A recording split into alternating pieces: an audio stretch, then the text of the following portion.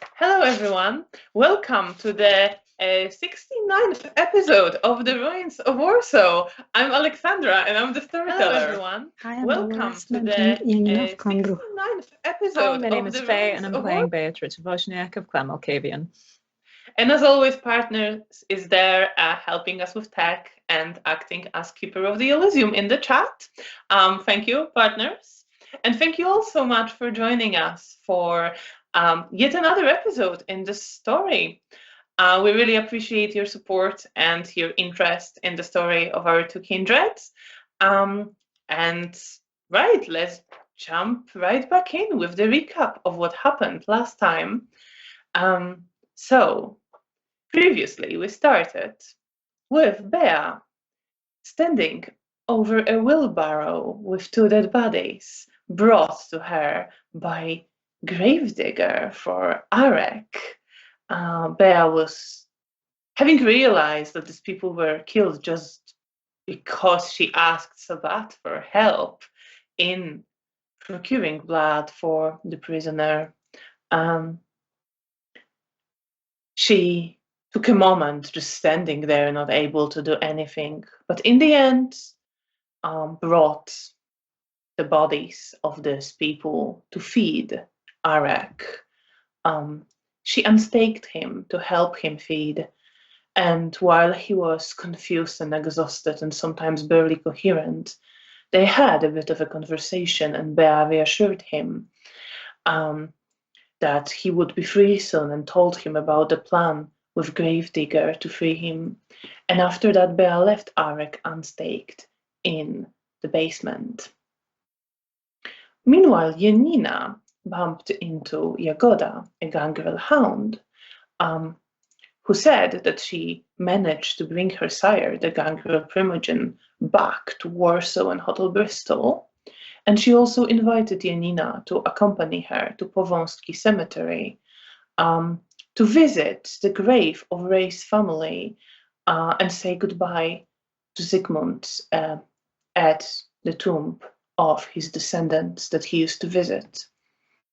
Janina also got a visit from Antoni, the sheriff, and admitted to him that she saw Nastya, her lover, and warned her about the blood hunt. Although she hid the fact that she expected to see Nastya again. Antoni was not really surprised, but looked very exhausted and warned Janina to be careful.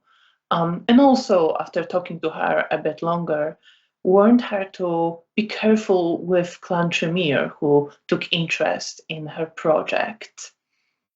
After that, Janina went back to her room and reunited with her ghoul Hannah, who told her that she was becoming more used to working with Magdalena, the Tremere, at that project.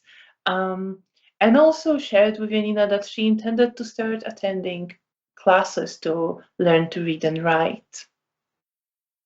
Bea, after leaving Arek, went to feed, and on the way back, got the sense that someone was looking into her thoughts. She smelled blood and saw a vision of pale eyes reflecting fire, fear, agony, retribution, and hate. But she managed to get back to Hotel Bristol and fell into a dream, a nightmare, in which she was standing outside the cathedral made out of shadow where she knew her sire was, but she couldn't bring herself to go in because she was too afraid. The next night, Bea spoke to Antoni, who came to see her, having not found her last night. They spent a little bit of time together. He mentioned that he spoke with Janina and that Janina hid something from him around the fact that she expected to see Nastya. But Bea could see that Antoni didn't share everything that was in his mind, although she clearly saw a certain amount of self-loathing in him. But despite her giving him a look, he did not reveal what he was thinking. After that, Bea went to see Edward Domiński, her ghoul, who refused to take her blood the second time and said that he did not want to love her. Bea realized his intention to end his life and persuaded him to wait and think through his decision. And she spent quite a bit of time with him, talking to him about his deceased master, who was not only his master, but also his lifelong friend. And having left Edward Domiński, Bea started thinking about the people she cared about, such as Antoni, Janina, and Roman, who for her make her existence worth living.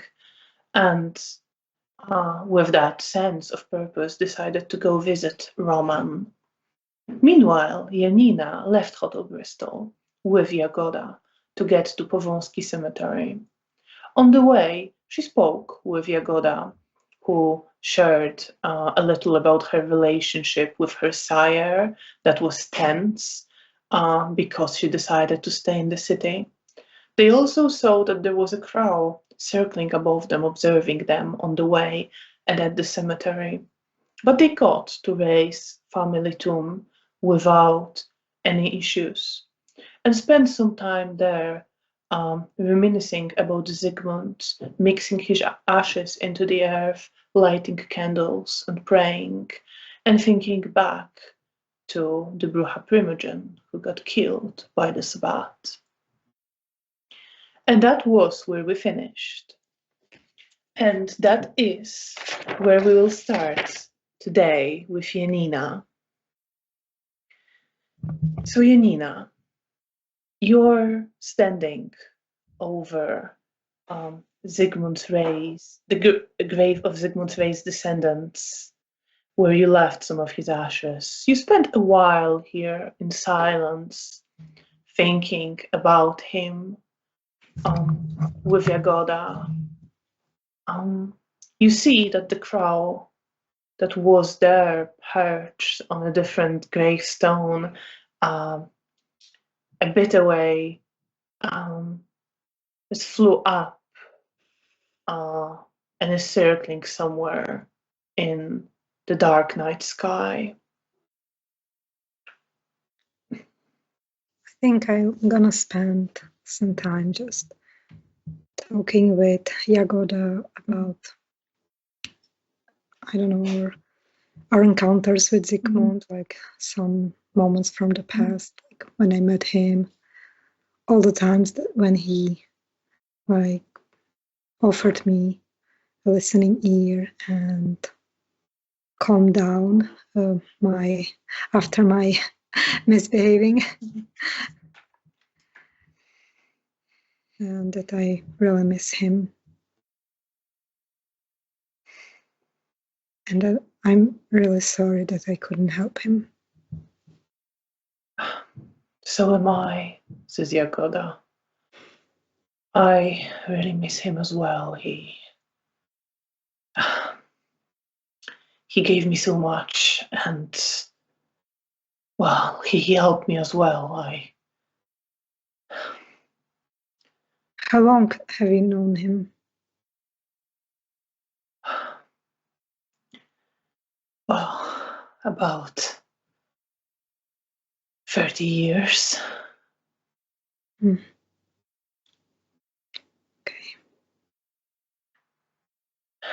It's weird, isn't it, that he came here to visit the grave of his descendants who were born lifetimes after him. He seemed so outside of time. I really can't believe he's gone now. Me neither. I probably like look around like the dates of like some people that like died. The most like recent. So the most recent ones would be actually just before the war. Okay. And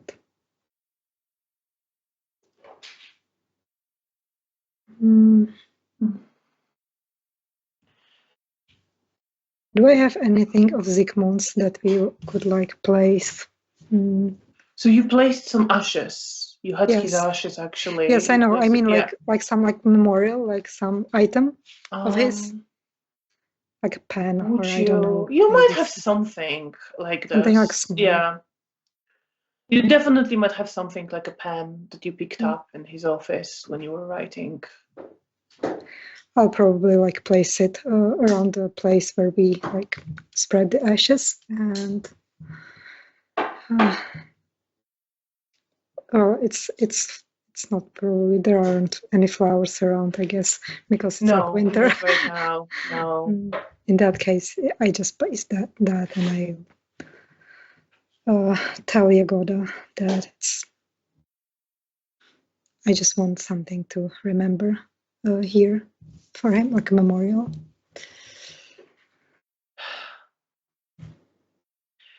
Ikuda is shaking her head and nodding, and you see that she is quite emotional, that clearly this is getting to him, to her, and she looks ahead and looks at you. I don't know how things are going to be right now. You mean at the hotel? The Camarilla, or just like in general? Well, I meant for Camarilla, but also for me personally. Do you think your sire will want to take you away? Oh no, she won't. She wouldn't. Okay.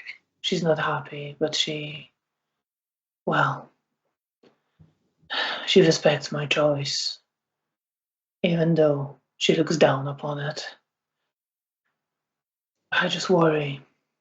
Well, I was looking after Zygmunt since I got to the city, learning from him in, well, all sorts of ways, and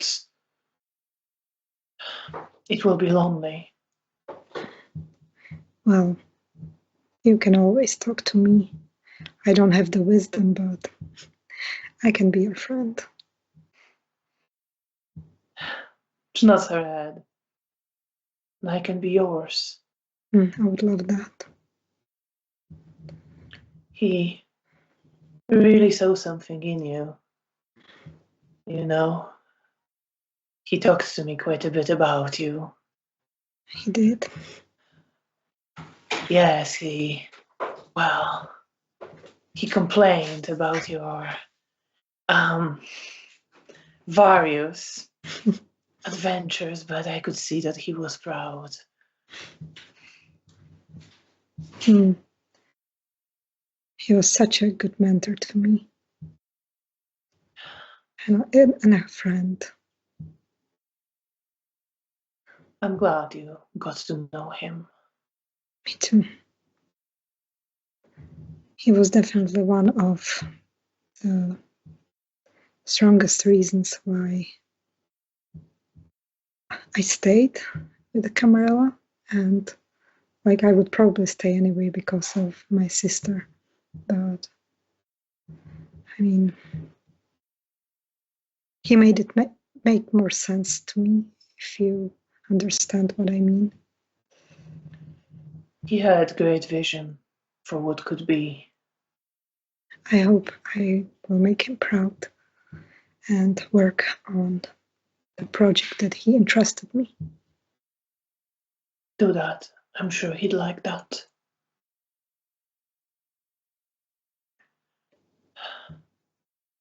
I'm worried for how things will go now. You know, Zygmunt mentioned to me that when you live for decades and centuries, you lose people and you lose more of them and more of them. And I experienced some of that already when Sabbath attacked during the war, and when Elka died during the attack on the hotel. But It's just, it's him dying that I can't believe, and now I just keep wondering who will be next. Oh, you shouldn't think like that. It didn't happen yet, so Well, You I'm in still a can. dangerous line of work. I know. Please keep Daniel safe if you can. I'll do what I can. I know. We look out for each other. That's good. I'm glad to hear that. I mean, he's not like me, but still, I want him to be safe, and you as well. So I'm glad to hear that you look out for each other. We do that, otherwise we'd all be dead. Yes, and is there anything I could help you with in your work? Are you sure you want to? It's a dangerous ask. Yes, I want to. I mean, if there's anything I can help you with to keep us all safer, I will do it. I'll let you know. Okay, thank I'll you. speak to. Well, can I tell Antoni that you've said that? Of course you can. Of course. I'll speak to him then. Thank you.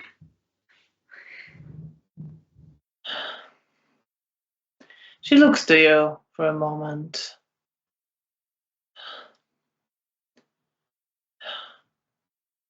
How are you holding up with everything? Oh, well, I'm trying to keep busy. I have my work. I have my ghoul. Well, 2 ghouls right now. My sister, Daniel, friends. Well, I'm trying to be fine. But I'm not gonna lie, I'm very upset about what happened. It's understandable. But I'm trying to keep busy and keep myself and my loved ones safe. You're doing well. Thank you. You were really wild when you first arrived, but I know, I was just very reckless. it's understandable. Many people are. But you're doing well. I also I'm not lost so sure. many people, and I really don't want to lose more.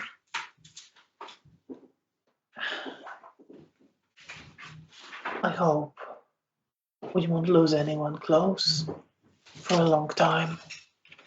I hope the same for you. She nods her head. I think, should we be leaving now, or? She kind of looks up, almost as if to see if the crow is just still somewhere there. But you can see it. Seems to be gone. She looks back to you. I think we should be getting back. Right. It's a bit long walk and we need to be careful. Yes, but at least we will have a place to come visit Zygmunt. Yes. And remember him. And I glance around the graves and stones before we leave. And you see that Yagoda also, as you're leaving, just turns over her shoulder to look back on the Ray family tomb. And then you leave with her, walking through partially destroyed cemetery. And what's on your mind? How are you feeling leaving this place? I think I feel very emotional. I keep thinking about the night when Zygmunt died and everything that happened and what I could have done differently. And maybe he would still be here. I also think about how I want to make him proud. And I really worry about losing everyone. Like when Jagoda said that it just happens that we keep losing people as the more time we spend living like this. And I'm really worried I'm going to lose Bea or Nastya. I think Nastya, it's like the most, not important, but most imminent because her life is kind of in danger. So, and I'm trying not to think about that, but I really don't know what I'm going to do if she's going to die. But then I will try to just like think about people that I have to protect, that are close to me right now, like Hannah, Bea, Roman, Dominik, everyone, Daniel, all of my fellow A lot people. of people you care A about. lot of people, yes. Janina's social life is much better than mine. And mine. And with those thoughts, you are walking back through the ruined city. Again, taking a bit longer route, not to pass too close to the church where you know the Sabbat dwells. Meanwhile, there.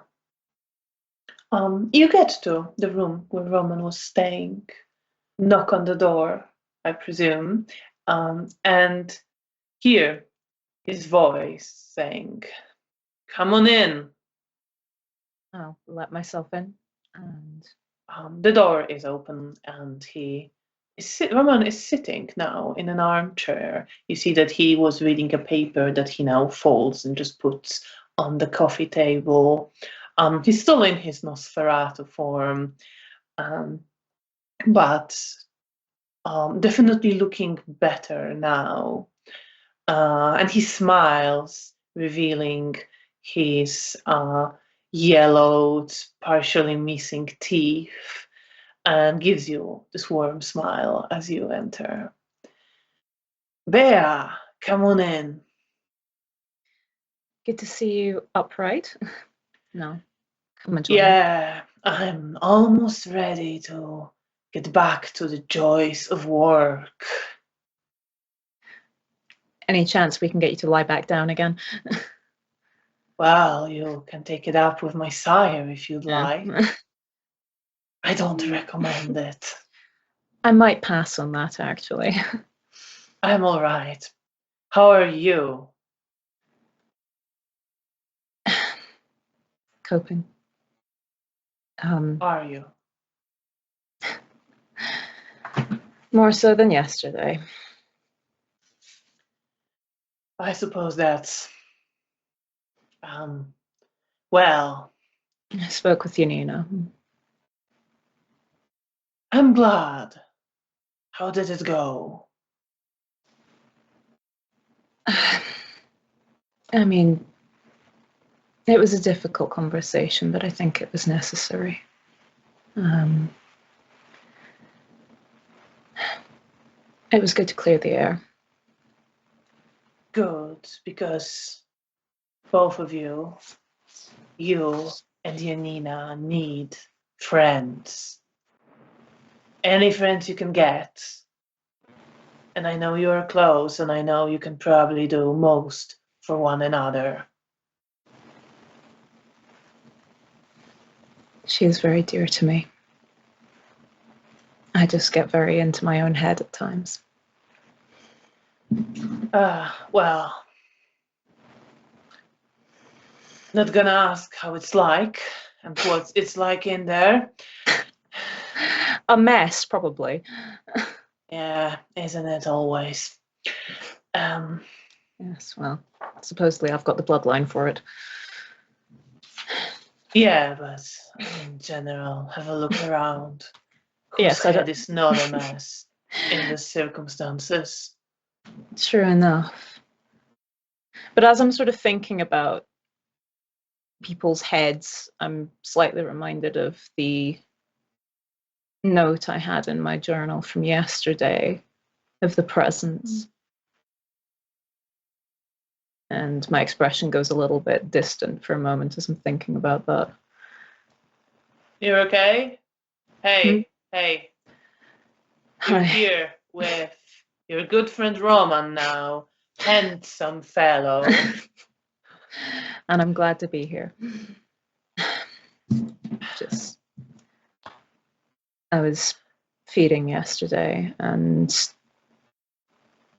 something was in my head while I was doing that. What? Yeah, wait. Come on, sit down. What the fuck? I'll take a seat. I mean, it felt like one of us, presumably, we have, well, I mean, I can look into people's heads, so it makes sense that others can look into mine. Yeah, I suppose. Creepy as fuck, all of it, if you ask me. But hey, what else is new? Yes. But I saw, I had a sort of vision while I could feel them in there. I could smell blood and see pale eyes. And I felt a lot of emotions, hatred, fear, retribution. And there was fire reflected there. I don't know what it was, but something was watching me, I think. Ugh. Yeah. Fire, retribution. Any other pleasant sights in there? That's it for now. Fuck. Well, listen, Bear, I know I took a lot of shit, but I'm worried about you, okay? Anything in particular or just in general?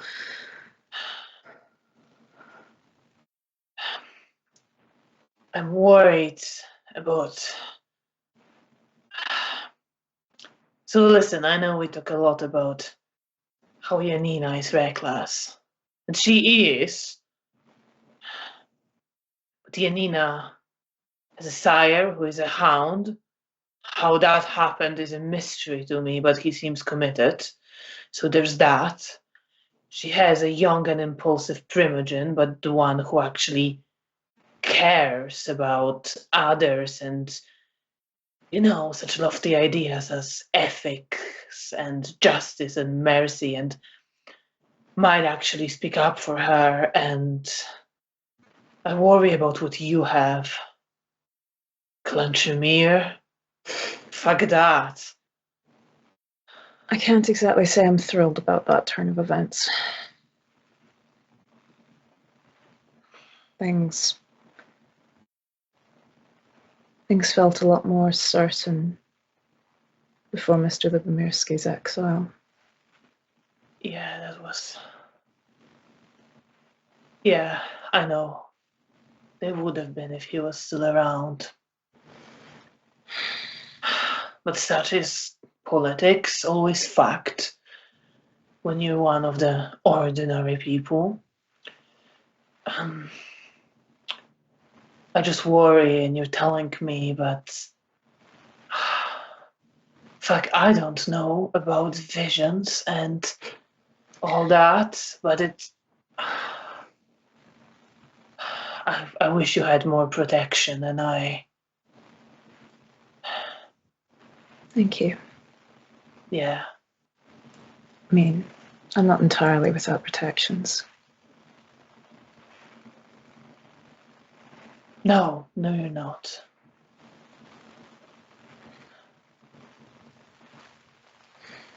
I suppose if I just keep my head down and work through a difficult period, maybe things will smooth over. Maybe, but watch yourself, Bea.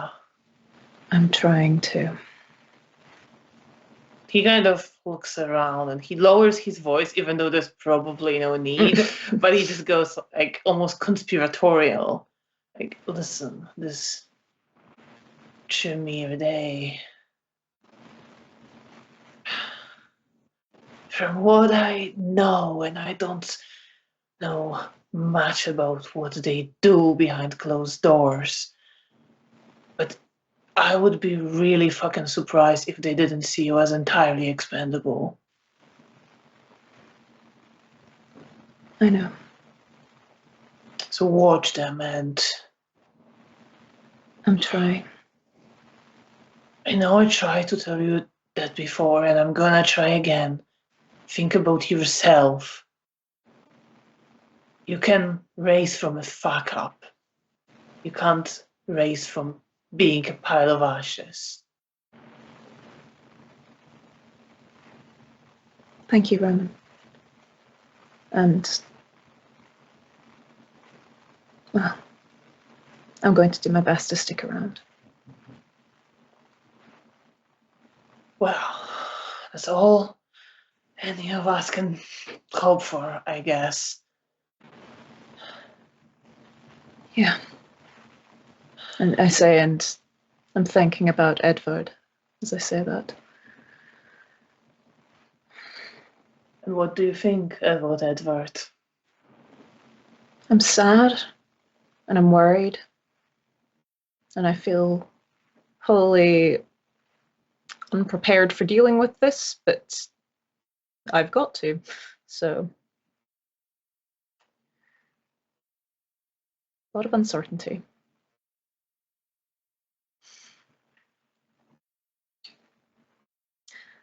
But I will sort of turn my attention back to Roman and just say, well, you're stuck here.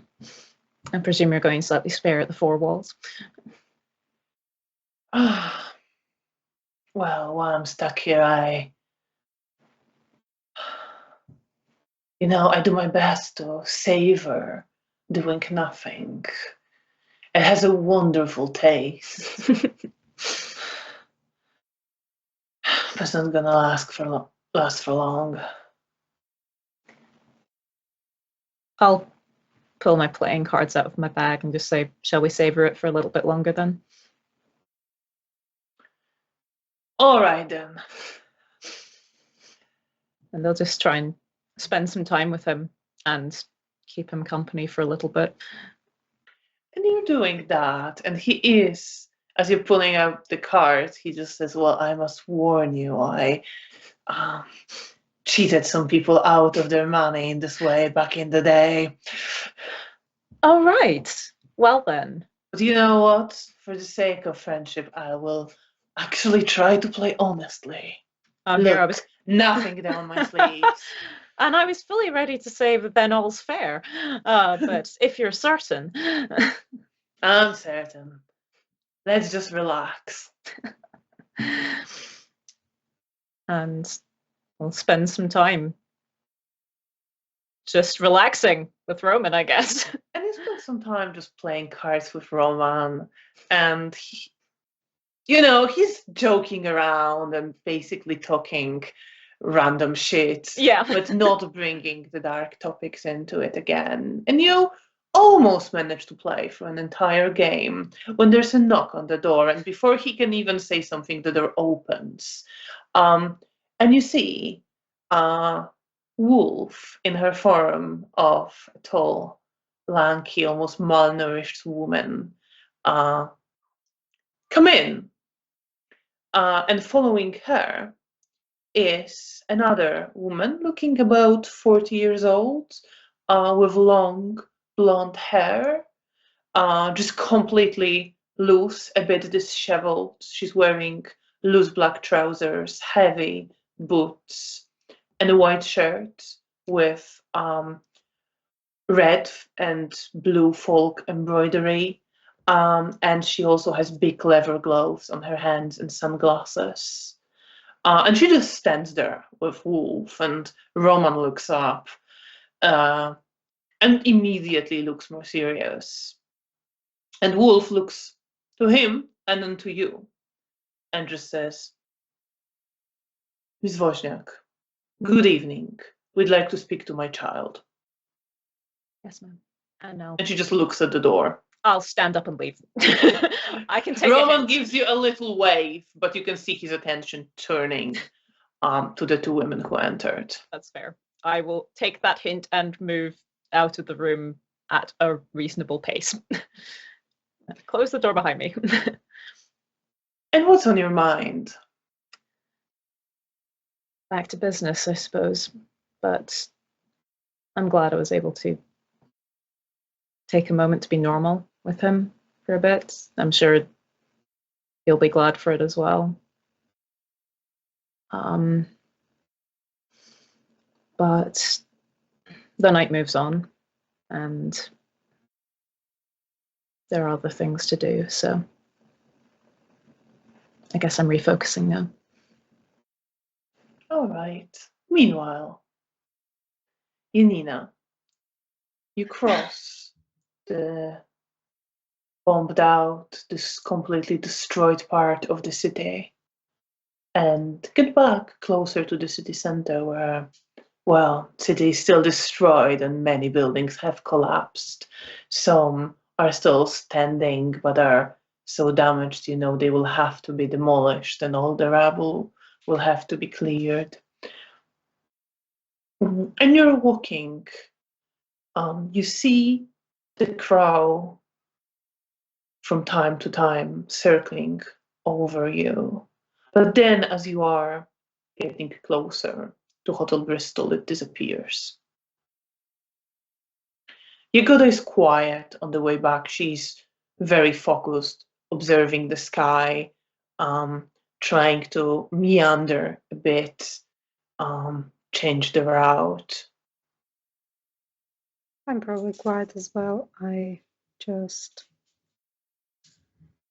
keep walking in silence and also pay attention to the surroundings and looking out for the crowd and any other possible danger.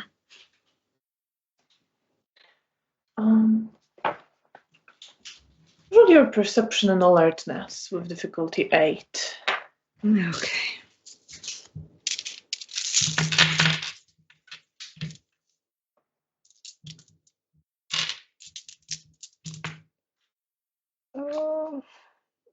Okay, 2 successes. You're pretty certain that aside from the crowd, there's no one observing you that you can see. Okay, that will make me feel a bit like more relaxed, but I still keep my attention as we go towards the hotel. And eventually, you get to Hotel Bristol, and you're standing outside the entrance and then get... Do you want to go in, or is there anywhere else you wish to go? Oh, I'll probably go back to my... What time is it? It's the second part of the night, definitely. Okay, and I'll probably go to my room to check if maybe Hannah's back home. Right, so you start heading up the stairs. Yagoda says just Yeah, bye I to will. you and to speak to you later. And she doesn't go up. She goes somewhere on the ground, floor level.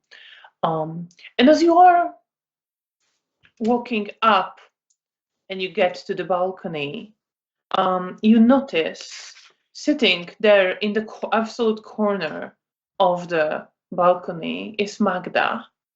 And she's just sitting there, staring into the distance with this empty stare. She's holding a cigarette, but she's not even smoking it.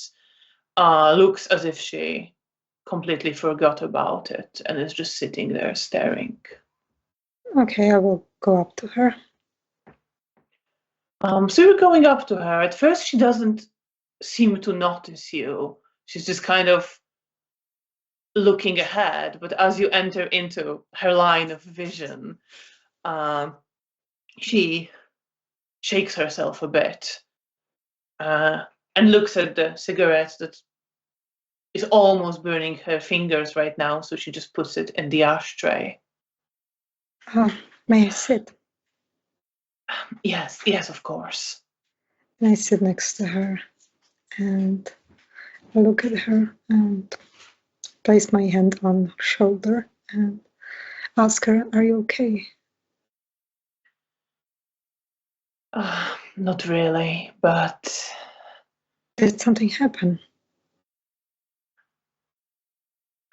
full perception and empathy.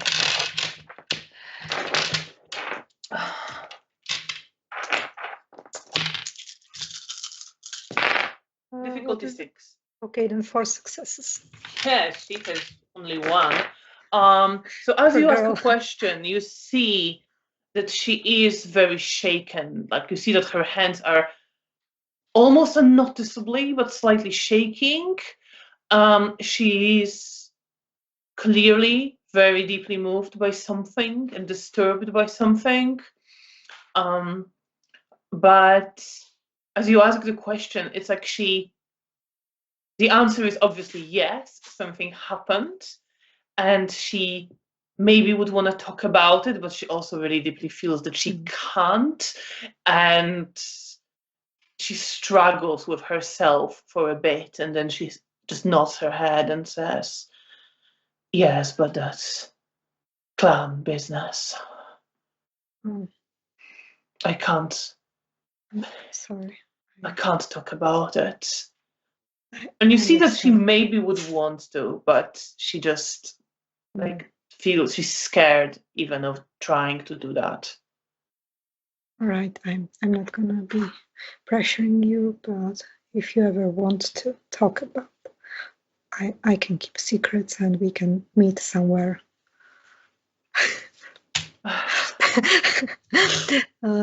But we can meet somewhere private if you would feel comfortable and if you need someone to talk to.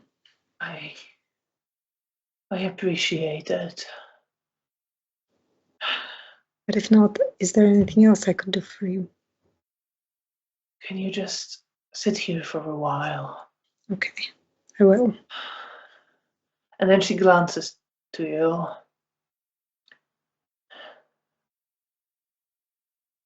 Did you ever? No, you probably wouldn't do things you disagree with, would you? Well, depends. I mean, I guess if it involved people I love and protecting them, then I would probably do things that I wouldn't normally do. But just for like, I don't know, like being pressured to do something that I don't agree with, I wouldn't. I mean, I think I wouldn't. Depends. Yeah, it depends, and there's often a necessity, isn't there? At least that's what people say. Well, sometimes you have to do things you don't agree with for bigger good. But I'm not sure. Sometimes maybe you are pressured into doing things that aren't really for the better good. Well, it's maybe like personal gain and people manipulating you. I don't know. Sometimes I feel like I'm forgetting what good even is.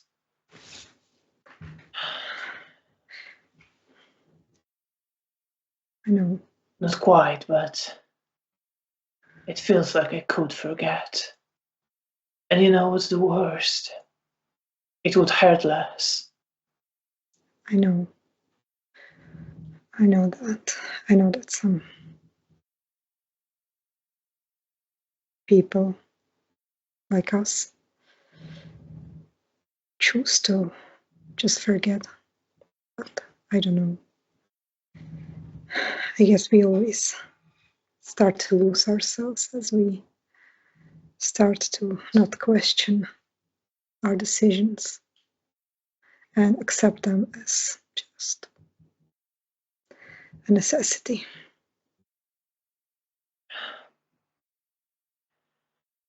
I guess. Do you want to go for a walk? Just around the hotel.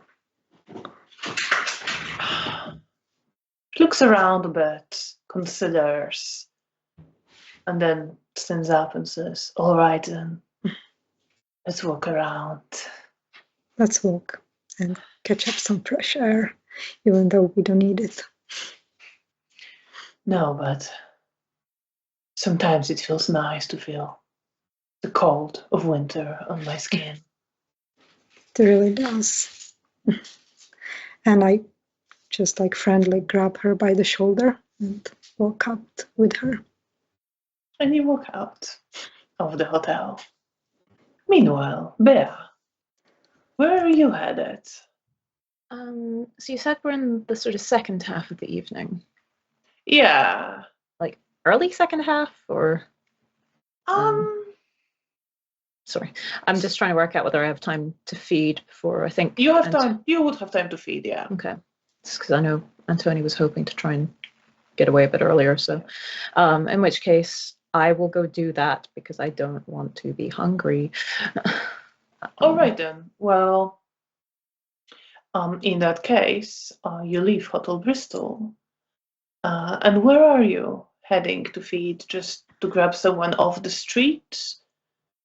Basically, yeah, maybe opposite direction from where I was last time because that was uncomfortable. Makes sense. In that case, roll your wit and alertness with difficulty 7. Wits and alertness.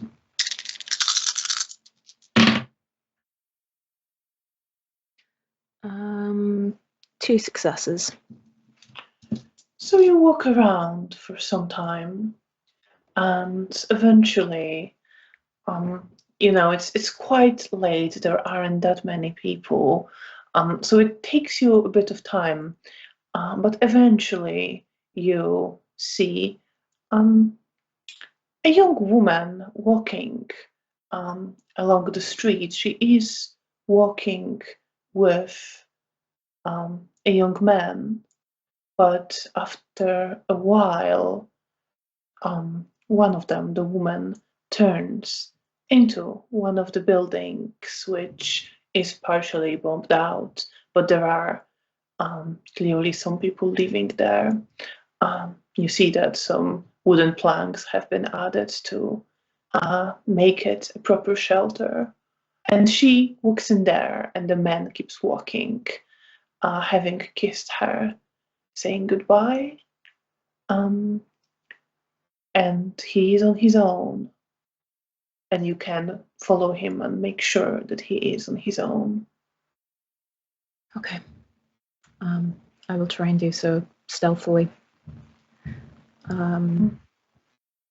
Presumably with the use of obfuscate. Yeah. So with the use of obfuscate, just roll your stealth and wits with difficulty 7 to make sure you don't make any daft. Yeah, you don't slip, you don't make any awkward movements as you sneak up on him. What's my difficulty? 7. I have 2 successes. No problem then. You follow him for a bit, closing in on the distance, and you are able to find a moment where he just stops and he actually leans forward to retie his shoe. And at this point, you manage to sink your teeth into his neck. Okay. And how much do you drink? 2. No problem then. And as he sort of slumps, I gently sort of lower him down so he's resting more on the ground. Doesn't fall or anything. And once I'm done and I'm feeling more stable, I think, in my hunger, just lie him down on the ground and depart reasonably quickly. No issue at all. You get away before you hear him just trying to get his bearings and get up, but you are long gone. And are you obfuscated as well? Yes. And I'll be looking to return to the hotel, aiming to head back to my room. All right. So you're heading back. Meanwhile, Janina, you're walking out of the hotel with Magda. Yes. Well, I'm gonna probably just try to walk with her a few like streets from the hotel, just so we had some time, just for, like to take her away from the hotel, so she felt better. And I probably like try to do like small talk, but I give her like a space in case she would have want to like talk to me about what was bothering her. So, roll your charisma and persuasion with difficulty 9. Well, it's a botch. It's a botch. Okay. Well, that just means she definitely doesn't tell you anything. But she is doing small talk with you, commenting that it is strange to just walk around doing nothing, and she almost forgot what that is like since her embrace. I tell her that whenever she wants to do nothing, then she can hit me up and we can just do nothing together. She kind of makes a joke. I thought we were supposed to be working together. We can do both. She laughs a bit. And you see that she is finding, it's not that she's not finding the distraction helpful, but she definitely almost like settles into this, that she manages to push what bothers her deeper down, so she doesn't need to talk about that. I probably like talk with her also about like our work and the progress that she's making, and because I wasn't there like for a few days, or at least one day definitely. So if she did like anything interesting, and how's Hannah coping, stuff So like that. she says she's learning pretty well, pretty fast. I suggested she might want to come in during the day sometimes, since we can't do that during the day. She's not able to do everything, but she can do some preparatory work. I taught her how to do that. That's great. I'm sure she will want to. I made more solutions so that she can just have it ready made and preserve blood in it once she's ready. And Mr. Potocki will be there as well. I've met him when you weren't there, introduced myself. Yes. Are you liking working with him? Yes, he seems very knowledgeable. We didn't work together much as such. I wanted to explain who I was, and he said you mentioned that someone else would be working on the project, so we didn't argue or anything like that. I'm glad. Well, I'm glad that you have something to work on and keep yourself busy, and also do it somewhere else so you can get some space from the hotel. It's good. It's a nice change, and it feels like I finally, I'm able to do something. Well, I'm glad that you asked me. I'm glad to have someone else who's also quite knowledgeable and very useful, but also a good person and a friend. Because you've rolled so much better than her previously, you see that as you say that there is this guilt that she feels and just self-disgust. You sneaky bitch.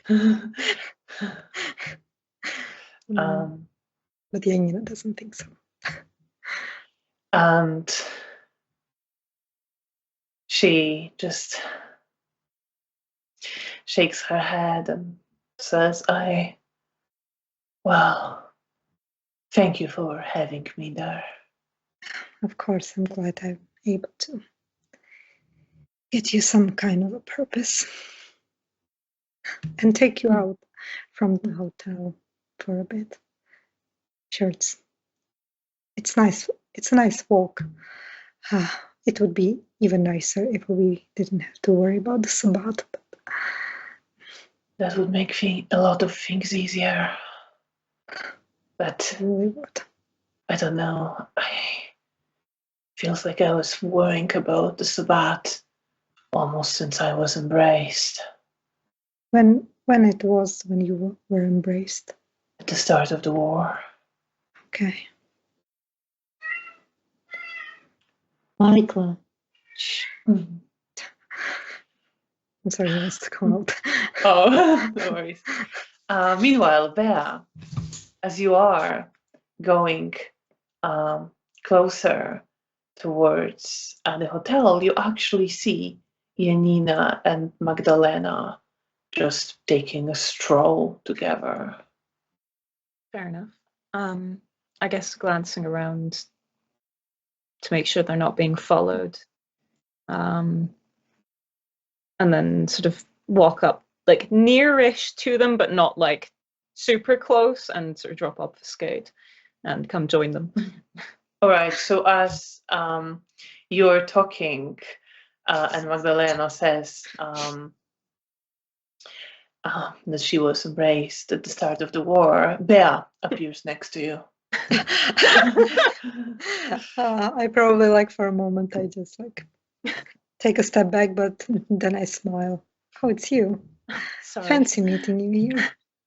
Yes, I was just out feeding. It's convenient to run into you. We are just on a walk to clear our heads and get some fresh air. But we'll be walking back to the hotel. Care to join us? Of course. And I think smile at it's- Magdalena. She smiles at you and says, I think it's time to walk back. Yes. Full perception and empathy, Bea.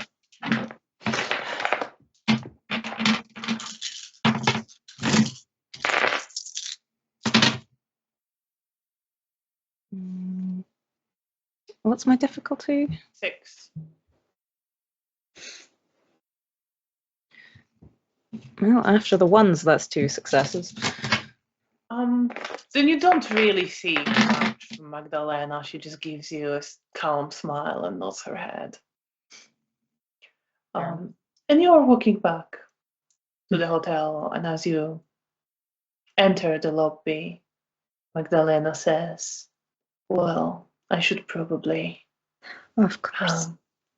head off, but thank you, Janina. Of course, I always enjoy your company. We'll do Likewise. this more often. Well, I'm sure we'll spend a lot of time together. Of course. Have a good night. Good night. And she walks away, leaving you with Bea. I'll sort of gesture in the direction of our rooms. Yeah, I'll join Bea and walk towards our rooms and talking to Bea, asking her what she was up to, if she was feeding or just running some errands. I was feeding before that. Checked in on Roman. How is he? How is our old man? He was upright, so that was good. I'm glad. Bit of a shame for him to be recovering a bit too quickly, in my opinion, but it looks as though his sire's ready for him to be getting back to things. Oh, yeah, I bet he's not looking forward to going back to duties. He deserved a longer vacation. I think so. Yes. Then I think about Edvard again, sort of from the start of the evening, but I sort of come to. What about yourself? I went out with Yagoda. we went to visit Zygmunt's a cemetery where his descendants are buried, and we spread a bit of his ashes and made a small memorial for him. So that was nice. And there was a crow that was probably keeping an eye on us. I guess probably from the Sabbath. But that was the only thing eventful that happened. Be cautious while you're out, Janina. I know, we were cautious all the way back. Jagada tried her best to just lose it, but I don't know. I'm glad. If you'd be willing to learn, it'd be good if I could teach you how to hide yourself. Oh, I would love that so much. We'll have a study session someday. I worry about you, and I know. it'd make me feel better knowing that you could at least not be seen. Okay, thank you. I would really love that. How are you feeling?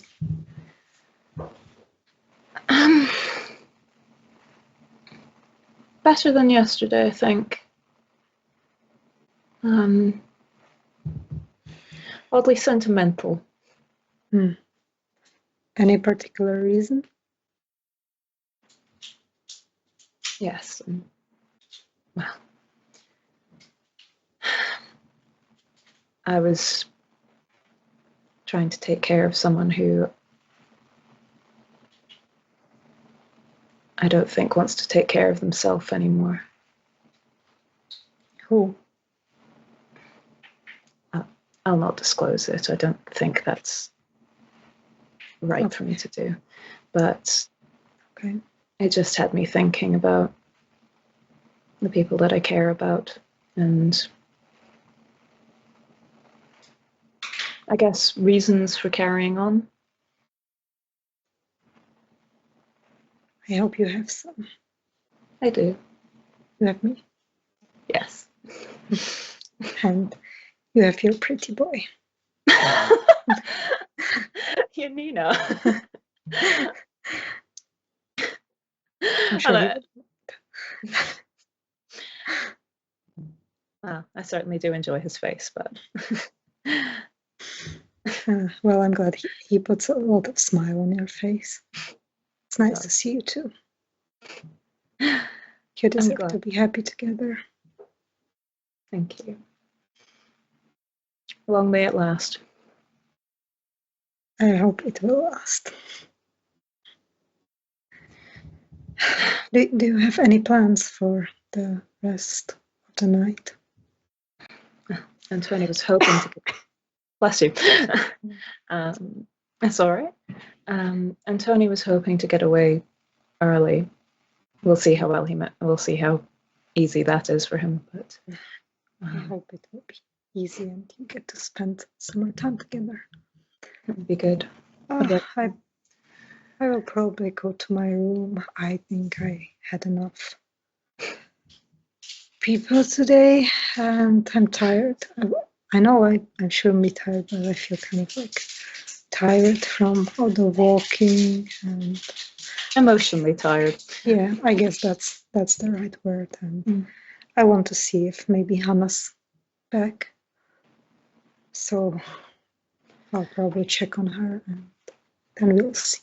I'll probably be spending time in my room for the rest of the night, unless something else come up. But I hope not. I hope you can rest well. Thank you. I hope Anthony comes home early. That would be good. And you get to be domestic together for a bit. Wouldn't that be nice? Thank you. And I want to lean for a hug, but I wait for Bea to all the self-control. If she wants to or not. Let's go. Ooh. Oh, one success. Okay. I scraped in there. There's a moment of sort of this surprise, I think, but we'll voluntarily go and I accept will the hug. give her a hug and stroke her hair. Good night, Bear. We'll talk the next night. Rest I well. hope I'll find you, and I'll check the Elysium probably because I don't want to intrude on you and Anthony. You're welcome to knock on the door. Just maybe give me a little bit longer. And I just smile and leave Bear in the hallway and walk to my room. You walk to your room, and as you enter, you see that Hannah is indeed there. She's sleeping. While she's sleeping, I try to be very silent and close the door silently and walk to my bed also very silently. You still have a bit of time, but I understand you just decide to be on your own in your room. Yes, I will probably just be thinking, maybe reading if I have something. Definitely have some things, some of your medical books. Yes, maybe something like studying for the work at the hospital that I have. Just maybe making some notes, just something like that. I just want to be silent because I don't want to bother Anna. But I glance to her once in a while. And you spend some time like that. Meanwhile, Bea, there is a knocking on the door, not quite at the dawn, a bit earlier. I go and answer it. You answer it, and it is not Antoni, but it is Dominik. He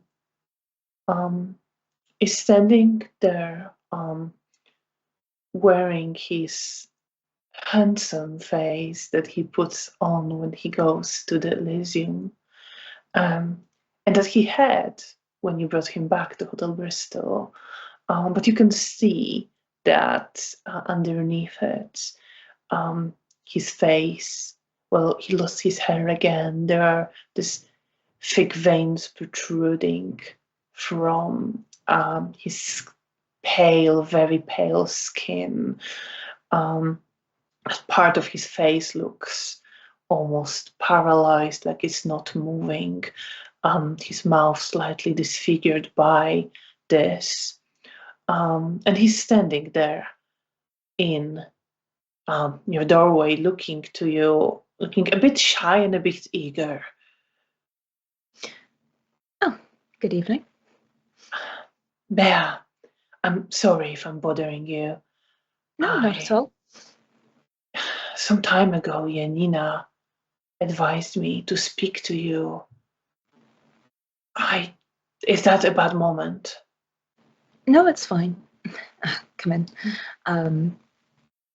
I think I do kind of as I sort of let him into the room, kind of glance into the corridor after him, wondering if Antony will be showing up at some point, but he's not here now, so I close the door and just gesture to seats.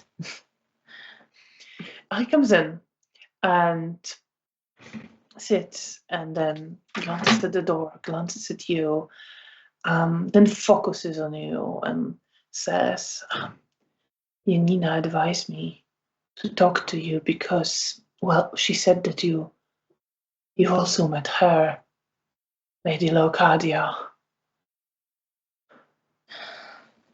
I would like to spend a point of willpower to bring back those memories. Of course. You can also roll your perception and empathy. Mm-hmm.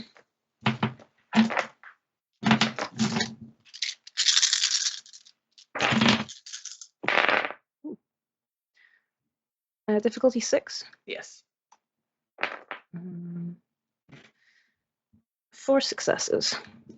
So you see that as he speaks to you, there is this eagerness to know, this fascination in his eyes. He's trying to hide it. He's a bit shy talking to you about it. He's a bit worried. But it's like this fascination is winning, and that is why he seems to want to talk to you. Okay. Yes, I did meet her. We spoke, I suppose you could call it. She spent quite a bit of time talking inside my head. What did you make of her? I suppose my initial perception would have been that she's very striking, but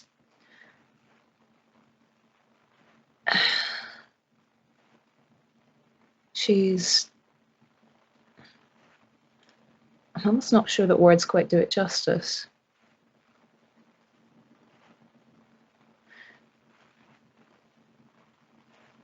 She's a very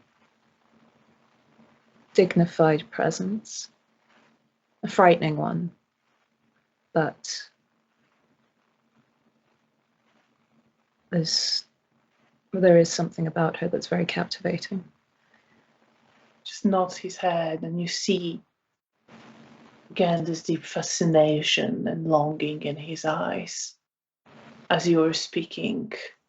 How are you feeling as you're speaking about Lady Leokadia? Somewhat unsettled, but I mean, she is quite an intriguing figure, if, like I said, terrifying, but, you know, I think I'm also quite concerned about Dominik. Can I remember at this point that the conversations that Janina's previously had with me about him? I mean, it's a question for you, really. Yeah, no, that's fair. I think you would remember why you now were that- yes. at the house of Lady Leokadia and getting him out of there because you. Yeah. Yeah, I think maybe you can remember some I of guess it at least. sort of as we're having the discussion, it's sort of coming back to me, especially as he. Yes, you spent willpower as well, so I think you can recall actually some of that. As it starts coming back to me, I think I start getting more and more worried for him. I understand you're feeling drawn towards her.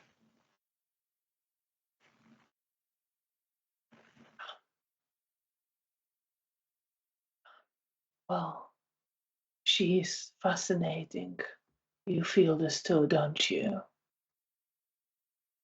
Roll perception and alertness. Difficulty 8.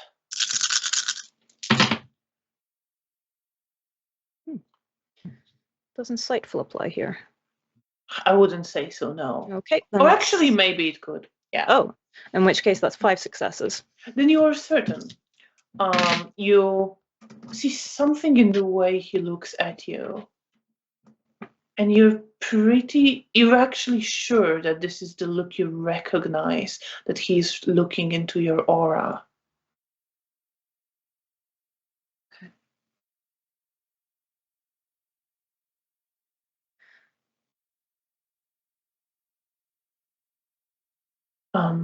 Okay. Sorry, that was just my brain blanking a little bit there. Yeah, and then he asks, I know she's, well, something from a different world and terrifying, but I see you are intrigued as well.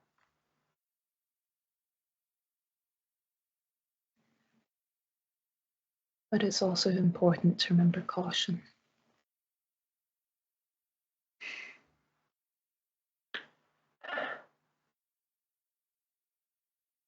Well,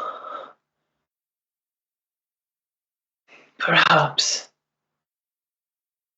It is. Yes, of course, you're right.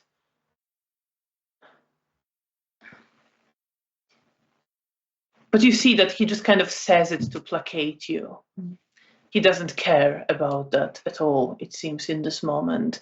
And he seems a bit confused now that what he's even doing here. I'm sorry, I am intruding. Not at all. I'm glad you came to me, and I am here whenever you want to talk.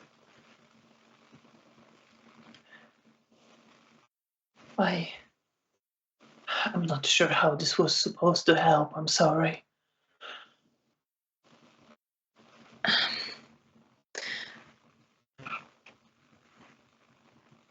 Sorry, I the player. I'm just.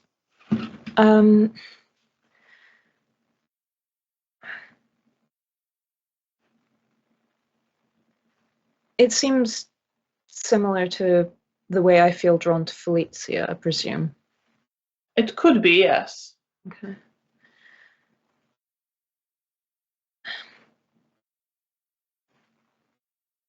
Dominik, I understand the yearning, the pull, the tugging to be closer. I know that it can feel like it's pulling at your very heart, but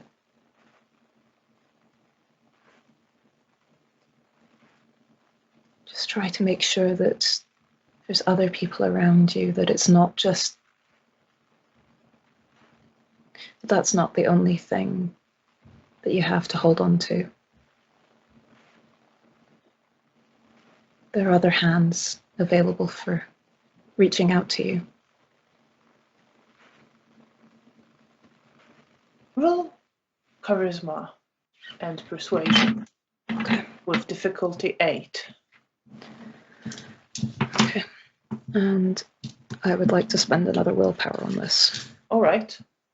Because I think letting Dominik walk head first to Lady Leokadia is not necessarily the most sensible thing.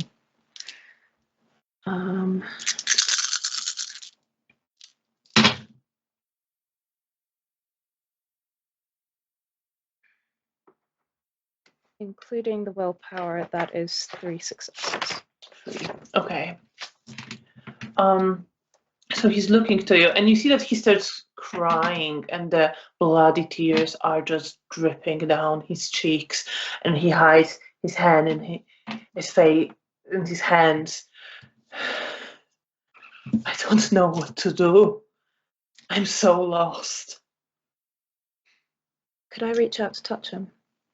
Roll self-control, difficulty 7. Yeah, that's 3 successes. Okay. Then you can. So I just put a hand on his shoulder. I know that it hurts, and I know that it...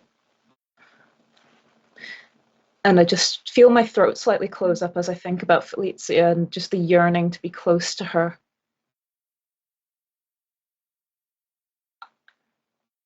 I understand, and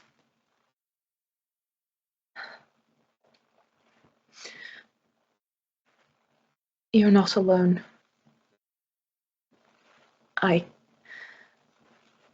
can't necessarily give you much advice outside of try and find people and things to keep you busy. You should have never come for me. Lucian should have never come for me. It would be easier for everybody. It wouldn't have been easier for Lucian. And I don't think Janina would have forgiven herself if she hadn't. No, probably not, but...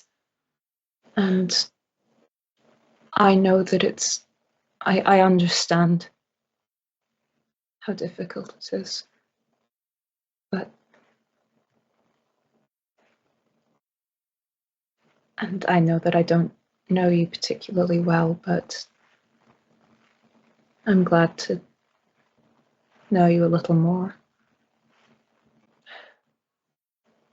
There's not much to know right now. I know that I see someone who experiences something similar to me. Finding comfort in it is maybe a little bit grim, but it's nice to feel a little less alone. I suppose. And you see that it's not that he doesn't feel any consolation. He does. You had those 3 successes, so he did actually, stopped holding back emotionally. But he is not necessarily, like, there is a part of him that feels like it's not the same.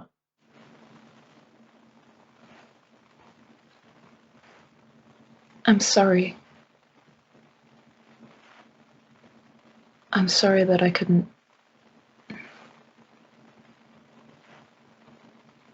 make it better. There is no making it better. But you did as much as you could. Could I look at his aura? Oh yes, absolutely. He looked at mine. Perception and empathy, difficulty 8.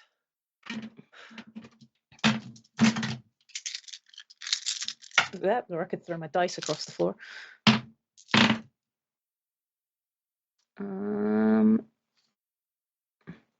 Does insightful apply here? I don't think it applies on No. reading aura. It's a very specific thing. That's fair. In which case, that is 3 successes. 3 successes. I can read my own dice. You see dominating longing for something. Just this emotion of missing someone or something. You see that it is the most intense. There is a guilt there. There is some sort of frustration and anger, some bitterness. I might be able to do something. I can maybe dull the longing for a little while.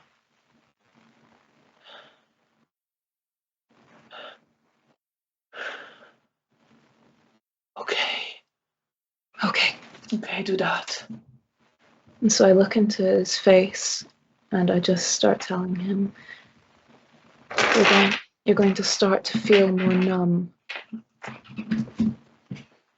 It's going to start to seep away, and then I focus on passion. And then roll your charisma and empathy with difficulty 7.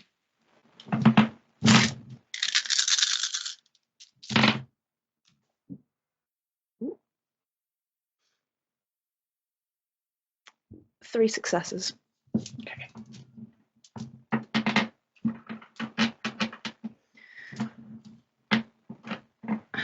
Then as you're doing this, you see Dominik maybe not relaxes, but you see in his aura that this longing is becoming paler and is replaced by this certain dullness, the bitterness, all of these emotions. They're still there, the frustration. There's more confusion coming through now at first.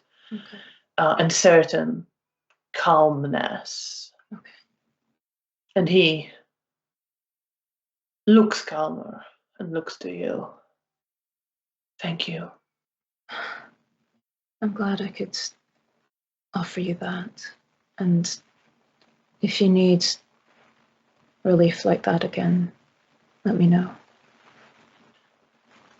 Well, I'll try to remember. I understand. Take care, Dominik. You too. You are still wanted here. You are still cared about here. I know.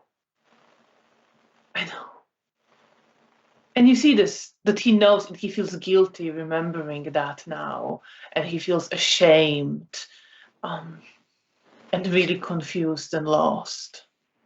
I squeeze his shoulder again and just say, you don't have to be ashamed for the way that you're feeling. I should get back to Lucian now. Okay. Thank you. Anytime. And I'll get the door for him. And he leaves. And what are you thinking and feeling after that? That I hope that I was able to help him. That I hope that it helps to keep him here. And I think I end up thinking about Oscar as he's leaving. And I don't want to see that again. And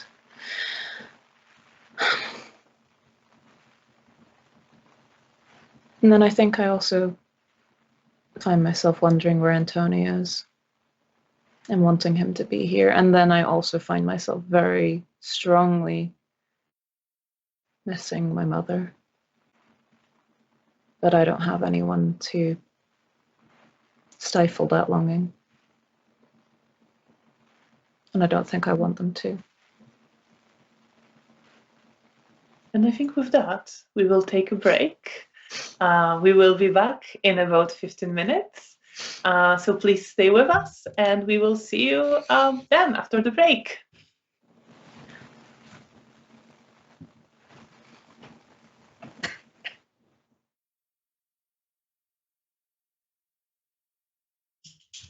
And welcome back. Thank you so much for staying with us. And with that, let's continue with the story of Bea and Janina.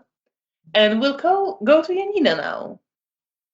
So Janina, you're sitting quietly in your room, not to disturb Hannah. It is fairly late now. It's not quite sunrise, but it's getting close to this. You've been reading your medical books. I imagine you have like a small light, so you don't have to put on the main one. And there is a knocking on your door as well. I quietly close my books and notes and get up and slowly open the door and just peek. And you see Daniel is standing there. Oh, I smile at him and I go like outside, so because I don't want to like bother Hannah and close the door behind me. So we are on the hallway. And you see in the hallway that he's wearing a long coat. There's still some snow on it. There's a little bit of snow in his hair. He looks like he just came from the outside fairly recently. I give him a quick hug and just tell him that Hannah's asleep and that I don't want to wake her. Of course, I just wanted to check in on how you're doing. I know you went with Jagoda to say goodbye to Zygmunt. Yes, we did. And it was very nice. I'm sorry for the loud purring. That's all right. He purrs very loudly.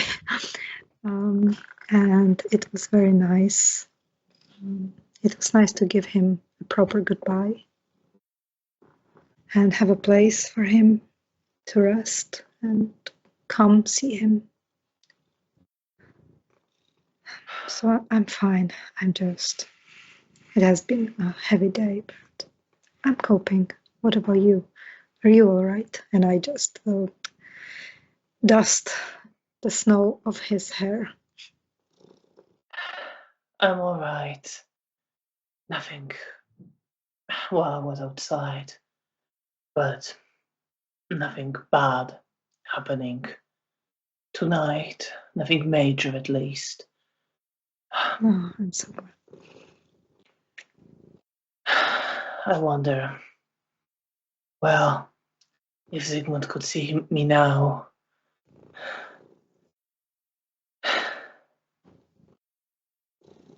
Well, you must know we didn't always see eye to eye, he and I.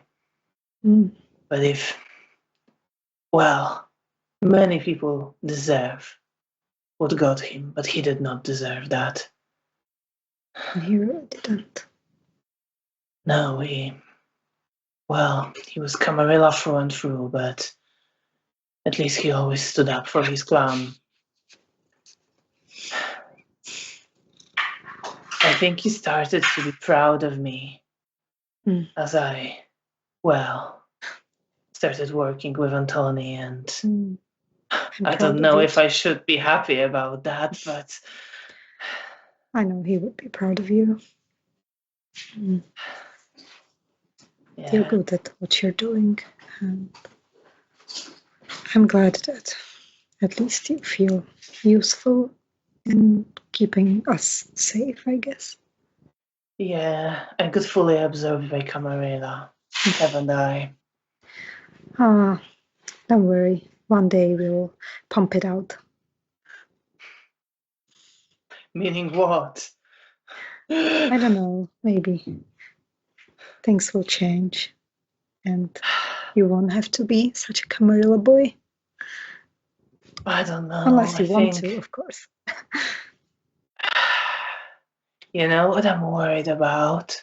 That you're it gonna sticks with you. Oh, That you fight it and resist it and reject it. And then one day you think, well, I have this child who's wild and angry, and I need to step up so that they don't stake her and put her to the sun. So and it's then my you fault, you're think, saying. no, but I think if it wasn't for you, I'd be, well, as wild and angry and uncompromising as you were a while ago. Still. But you have to be that. I know.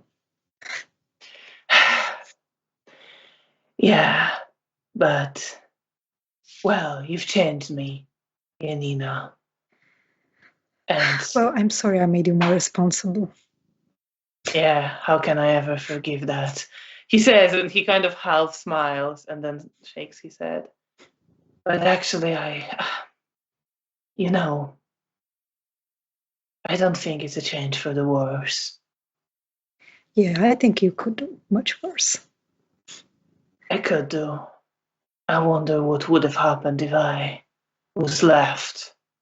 Well, as I was with Isidore, but I had my own issues and my own shit. And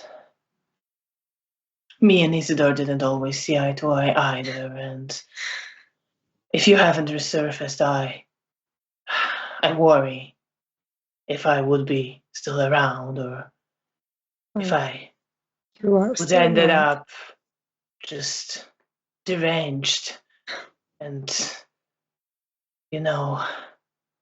just Well, you don't have to all worry. that matters gone. You don't have to worry about what ifs. Live in the present, and you're still here, and you're doing good for yourself, and you're protecting me. And I give him a wink. He smiles. What I'm trying to say is that you've been good for me. Oh, I think I only bring you trouble, but... You do, but hey, maybe I needed someone to be even more troubled than I was. Yeah. And I lean and hug him. And he hugs you. Mm. Yeah. I'm glad that we managed to meet again, and that you're here. I'm and that glad you're you're taking here. care of me. I know I've been a trouble child, but it means so much to me that I have a sire like you that really cares about me and is willing to become a working dad. Hey, we're Bruja, we're meant to cause trouble. That's true. But let's try to make it through, okay? We Together. will. We will.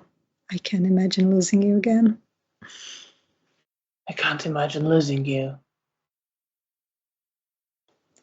And I feel about what I did to his other child, forgotten Nella.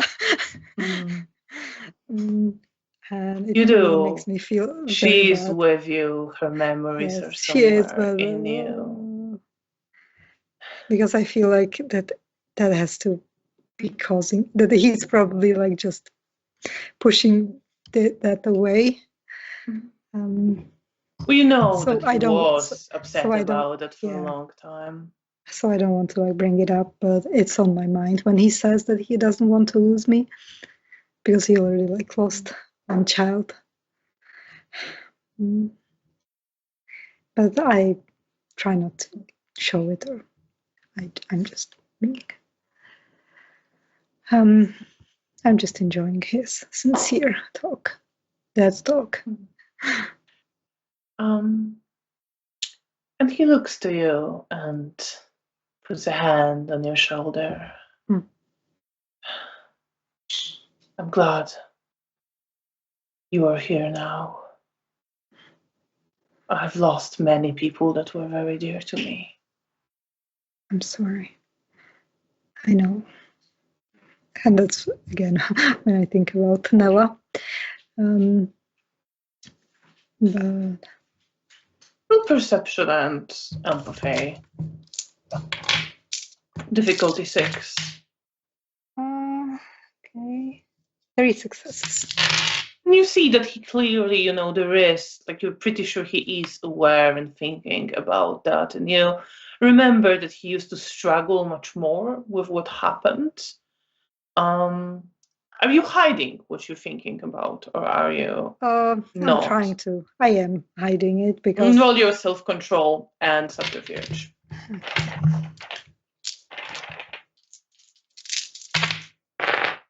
What's the difficulty? That isn't a good 6. roll. Okay, 6. so 2 successes. In which case he looks to you and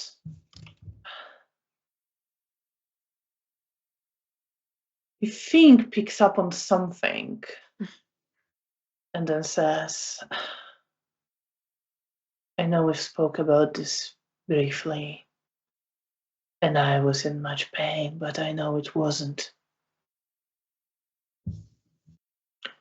What happened with Nella was not your fault. It was the Sabbat. I know, but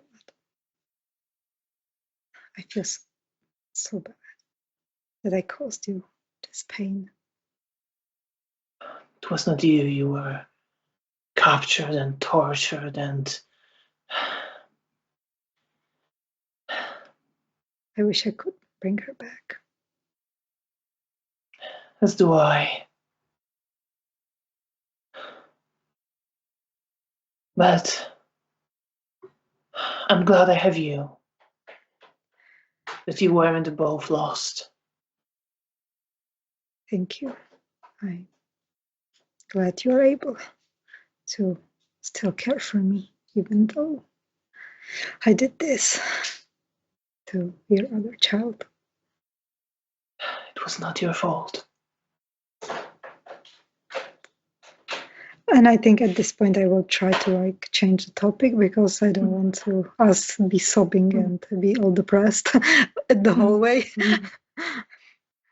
So I'm gonna be just like wiping my bloody tears that started to form and just smiling and asking him what he was doing outside.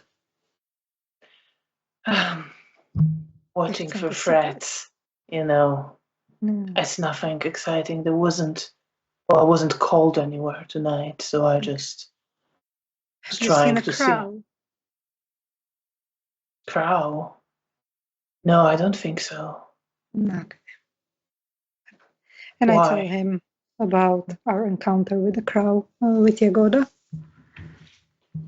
He nods and then just says, "Be careful, I know I am. glad you're safe." Yes, me too.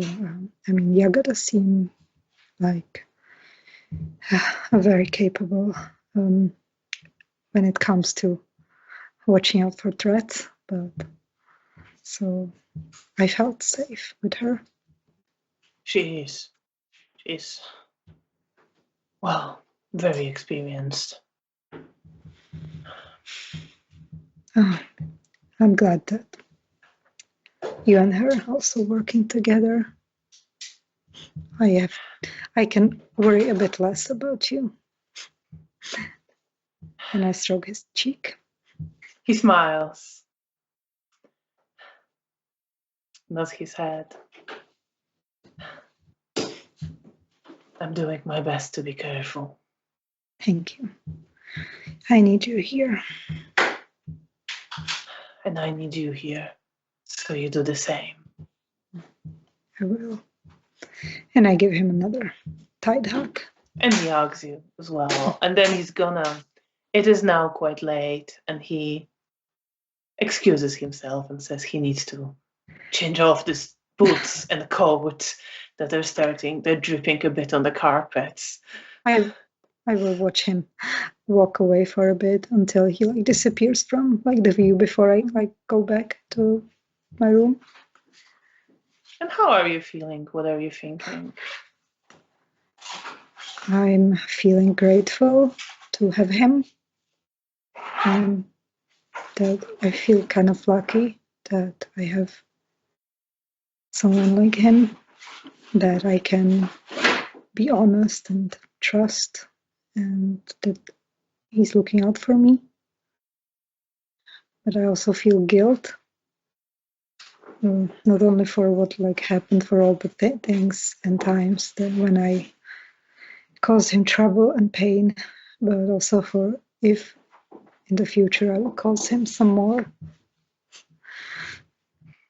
because I really don't want to lose him. Him and Bea and Nastya, these are my people that I love the most, and Hannah. I can't forget Hannah.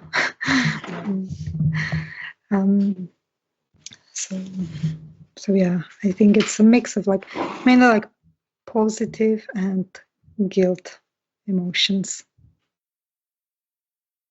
And with that, you return to your room where Hannah is sleeping, and you are now feeling that you begin to be sleepy, and yes. dawn is coming. I will just lay down on the bed, and what's going on here?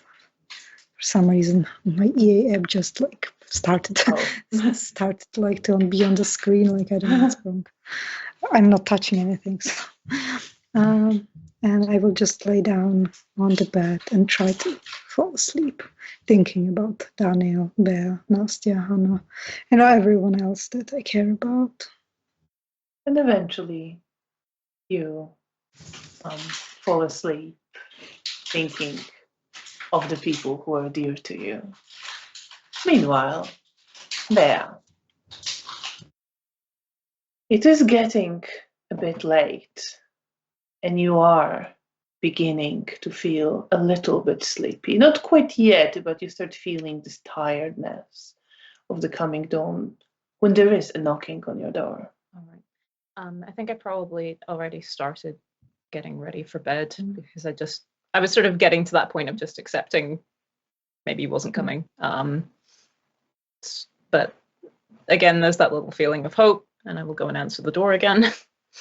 And you see Antoni's there. He's wearing a suit. You think he got changed after coming back from wherever he was. And he's standing there in a doorway, smiling, and says, "I'm sorry, I'm later than I hoped to be here." I'm rolling my self-control check. Go for it. Oh yeah, I'm good. 2 6s and a 10. Yeah, I'm good. That's fine. So yeah, I just take him by the hand and pull him in and kiss him. And he kisses you. quite passionately. And I'm just so relieved to see him. Because I've been starting to worry that maybe something had happened, that sort of beginning of overthinking. So I'm just wrap my arms around his neck and just rest my head against his forehead just for a moment and just be like, I'm glad to see you. I'm sorry we don't get to spend more time together. It is what it is. But I'm here now. You are. Even if, well, for the brief time we have before the sun rises. I'll take what I can get. And I pull him into the room. And I imagine he already went in, but he comes in and gives you another kiss. I just throw my arms around him, and I'm just happy to show him that I'm relieved he's safe. How have you been? How was your night? It was quiet, I think, by my standards. What about yourself? Good. What about yourself? Well, not entirely quiet, but it wasn't too bad, I suppose. As nights go in recent weeks. I stroke his cheek. Well then, we'll take what positives we can. Indeed. They sort of stand there for a moment and just take in his face and look at him very fondly. And then just with a smile just say, I love you. He smiles and says, I love you as well. And he pulls you closer into a hug and gives you a more passionate kiss. And you feel his hands start wandering under your blouse a bit. There's a bit of uncertainty as that starts. I think partially also stirred on by a fellow whose name has just completely blanked from my brain, which is very in character, Yanko. Oh, yeah. Yeah, after that particular experience, there's some discomfort there, but I also don't necessarily want to show that. Well, then roll your self-control and subterfuge. Woo! Difficulty 6. Conceal, don't feel. What if you just repressed his bad feelings? What if you just did that instead? Well, we have one success here. So. Well then, I think I might be beating him. Yeah, I mean, given I've got hiding emotions and I've got a 10 in there. Yeah. Minus the 1. 6 successes? Yeah. Yeah, do you he's got no want idea. to appear that you're into it? Do you want to... I think I just don't want to show discomfort, I think is more... so, not necessarily showing active, like, enthusiasm, but not showing that genuine discomfort. Okay. And part of it is because I don't...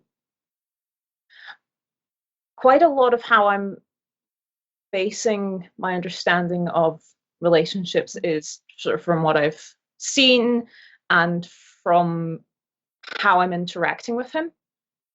So what is seen as acceptable. And I'm not entirely sure that I'm comfortable with this, but if this is what it's meant to be like, I'm going along with it for now, I think is... I'll maybe think on it later. Well, he had one success, so he doesn't notice your discomfort, definitely. And he does begin to slightly move towards the bed with the intention of pulling you there. Okay. And I think I allow myself to be pulled at first. And once we're sort of on the bed, I'm starting to sort of think about this and consider the sensation of his hands on my body and just realize that that I really don't think I like that. And I'm almost uncertain whether it's okay for me to say no, but I also don't think that he would want to hurt me. And so I then take a moment and just place a hand on his hand at a certain point and just pause things. He looks a bit surprised, but he stops and asks, "Is everything okay?" I'm not sure. I just I'm sorry. Did I do something wrong? I'm sorry. I don't know if I did something wrong. Or I'm sorry. I just thought that. Well, I apologize if I. And he kind of pulls away a little bit. Not like, completely walking away, but he sits up and kind of puts a little bit of distance between you two. I will place my hand on his hand and hold his hand and sort of take a moment to think. And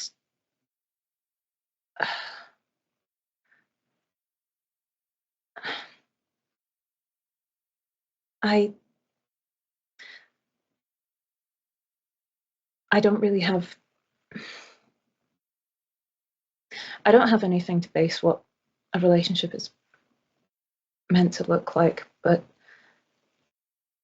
I'm not sure if that is something that I want. Is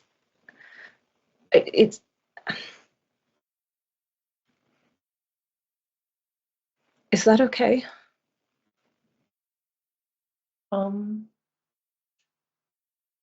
Roll perception and empathy.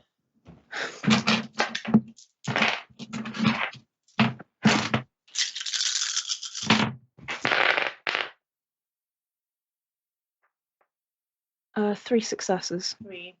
So you see, well, not too much, but you do see that he is at first confused and surprised. He's like, there is a part of him that is a bit unhappy. There is a part of him that's a bit worried. It's not that he isn't angry or anything like that, just very confused and maybe a bit disappointed. A bit, uncertain. And I hate seeing him looking uncertain, and there's a part of me that's feeling guilty. And I lean forward and place a hand on his cheek and just, I'm sorry, I'm not explaining this well. I love being with you. I enjoy kissing you. I enjoy holding you. I enjoy talking with you. And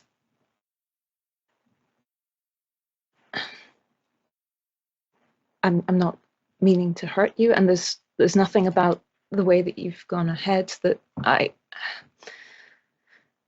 I'm sorry. I didn't mean to hurt you in any way. You haven't. You haven't hurt me. It's all right.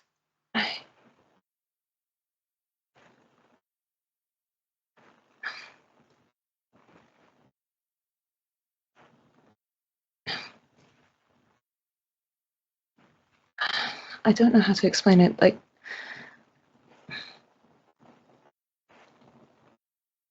I don't think I would want to at any point with anyone. It's not. what anyone does or anything. I think it's just me. You see that he's puzzled by this. Like he's trying to. It's not that he disbelieves you. He's just surprised, and he's trying to make sense of what you're telling him. And then clearly not coming to any conclusion, but not wanting to upset you. He just says, "It's all right, Bea. It's just not quite what I expected." I'm sorry. I lean forward and I kiss him on the forehead. And he puts hands on your shoulders and leans against you.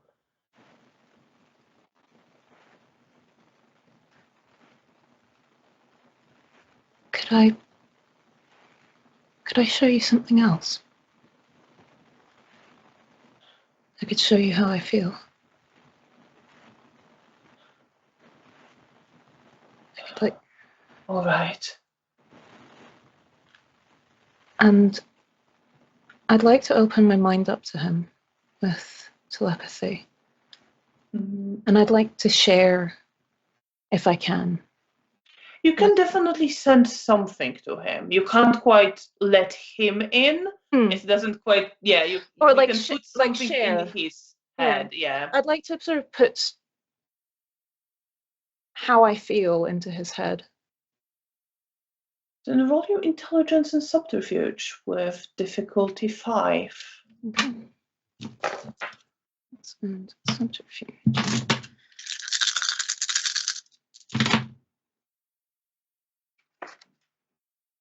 Okay. That's 4 successes. What do you want to show him? It's like broadly for scene-like things, or that sort of stuff that you can share. I share with him sort of the care, the longing, the love that I feel for him, the worry that I feel whenever he's away, that I feel safe with him, that I feel seen and understood to a certain extent by him.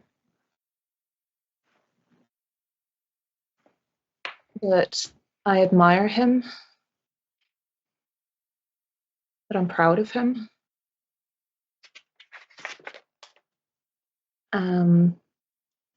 And I guess I also sort of share the sort of relief that I felt upon him arriving back this evening. And he smiles a bit and pulls you closer at this. And I hold him tight. Just, "Oh, Bea, I'm sorry." You don't have to apologize. I love you. I love you as well. I press a kiss to the side of his face. And he kisses you very gently. And there is still some uncertainty in him, like he is not quite sure how to behave. But he doesn't try to make love in any way anymore. And then you're feeling pretty tired, and I imagine you will fall asleep there unless you want to do anything else. Then you fall asleep, and another day passes, and it is another night, so you can subtract your blood for that night, and you can both regain 1 willpower, and Bella can also roll for nightmares. Spicy. Difficulty is 7. Well, I had a 9. The 1 didn't help very much, though. So it's just nothing. It's nothing. Okay. All right, then we'll come to that. But first, Janina, you're the first one to wake up. as the sun sets over the ruined city. And as you open your eyes and look around, you see Hannah is sitting at the small table, and she is trying to write something. I watch her for a bit, just like smiling from the bed, without her like noticing me. Just smiling. And after a bit, I just sit up and tell her, "Good evening." Oh, Janina, you're up. Good evening. Are you practicing? I'm trying, but I don't think I'm very good at that. And I get up and I get a look on her scribble. Well, you see that she's, trying to like write her name, and she's trying to write Janina. Some of the letters are very wobbly. Like she clearly, is remembering the letters, but her hand is not practiced at all. Oh, I just like smile and pat her head. You're doing good. Just keep practicing, and in a few weeks you're gonna be pro. I'm not sure at that, but thank you. You just need to relax your wrist more, and I just take her wrist and just try to like guide her hand a bit, so like she got the right grip on the pen. And she lets you, and then tries to write with you helping her and guiding her hand. And she kind of laughs and says, it's easier when you do this for me. Well, I always be there, but this is something you need to learn.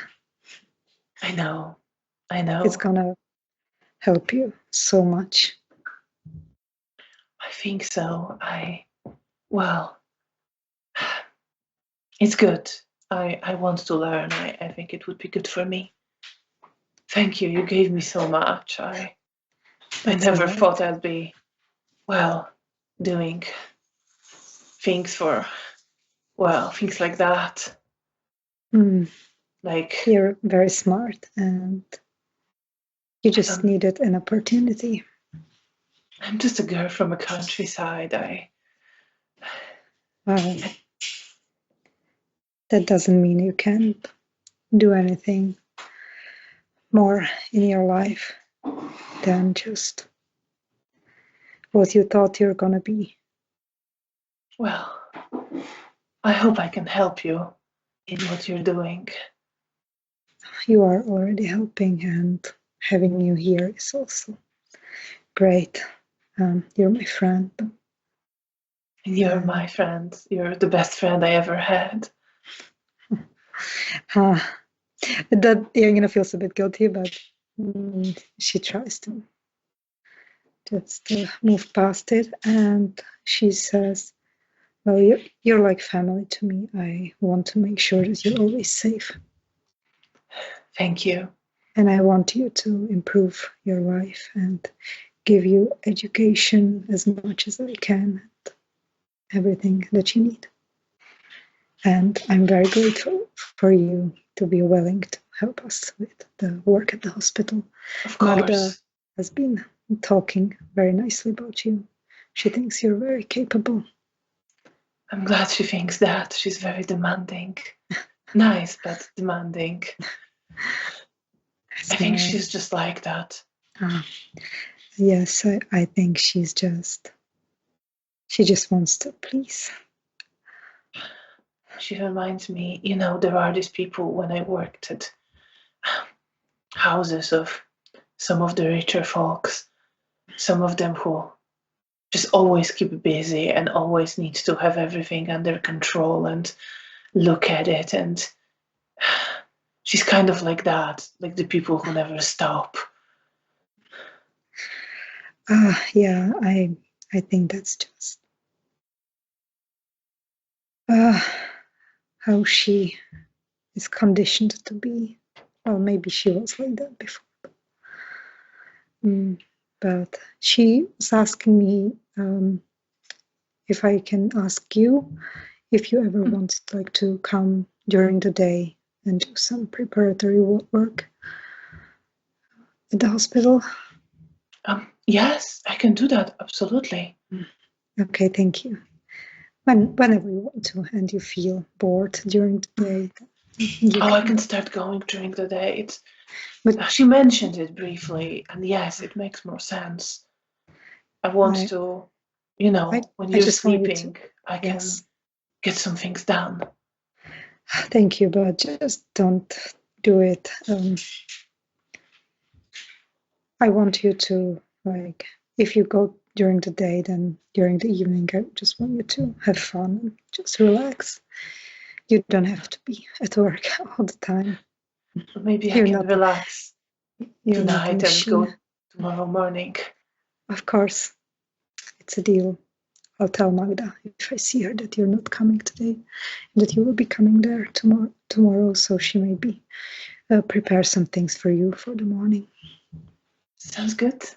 And I just, do you have any plans for your night off?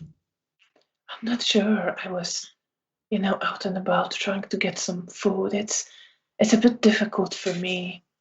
The restaurant is really expensive, and I can't really cook here. But I managed to find some people selling soup and sandwiches. Okay, good. I really wish I had more money to give you so you could eat more and have more food. I'll try to. I will try. If I get any money, I'll give it to you. They're useless to me. Must be nice not needing money. Well, I mean, I don't know, maybe it's easier to struggle when you don't have money than struggle and being able to hurt someone because you don't have the food that you need. Which reminds me that I should get out because I want to be safe and not hurt anyone. So I have to keep myself sustained. Makes sense. I'll probably stay here tonight, practice a bit more, and get some sleep. Of course, do whatever you want. Just have fun and be safe. And if you end up leaving the hotel, just tell me or leave a note at the lobby. Right, I'll do that. But I don't think I'll be going anywhere tonight. It's gonna be quite late, and it might not be safe. Of course. For me to wander around on my own. Safety first. And I kiss her on the forehead before I just dust myself a bit and just maybe brush my hair before I leave. And I guess I'm gonna go to the Elysium because I don't want to intrude on Bea and on Tony. All right. So you start heading to the Elysium. Meanwhile, Bea, you are running through the ruined city, feeling the ground shaking, feeling the hot burning smoke, feeling your lungs and burning your skin, sticking to your hair, almost setting you on fire. Your feet hurt from getting caught in the rubble, but you know you need to run ahead. You hear faintly in the distance your mother, Felicia, calling to you, calling for you to come to her. And you try to get to her, but the darkness around you, the dark smoke around you, is getting thicker, and it is sticking to your skin almost like an unwanted touch. It's wrapping itself around you. It's seeping under your clothes, pulling you one way or the other, trying to pull you closer, trying to hold you in place. You're screaming, you collapse to the ground, you try to crawl ahead, cutting your hands and your knees on the rubble. You hear the buildings around you collapsing as the ground is shaking. You hear the planes above you, the whole air vibrating with the sound of destruction. And ahead of you, in a distance again, you see the building made out of darkness. A cathedral reaching high to the sky, and a voice of your mother calling you inside, calling to you, summoning you. And you try to go, but the darkness is wrapped around you, touching you, feeling your body pulling you closer. And although you want to go to your mother, you start struggling to pull ahead, but you can't go forward and you can't pull ahead, and you're stuck there, hurting yourself on the rubble, held by the touch of darkness. Do you wake up and you feel hands around you? I think at first I kind of instinctively just try and pull away.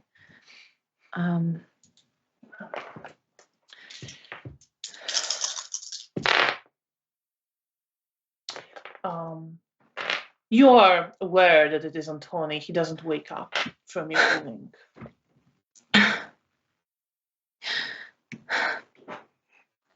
And if I'm able to sort of get out of the grip, then I just kind of curl up next to him on the bed with my own arms wrapped around me, shaking slightly, and just yearning for Felicia.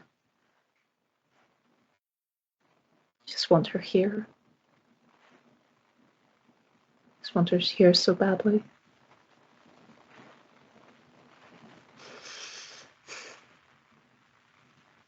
And I just sit there shaking for a while, staring into the middle distance.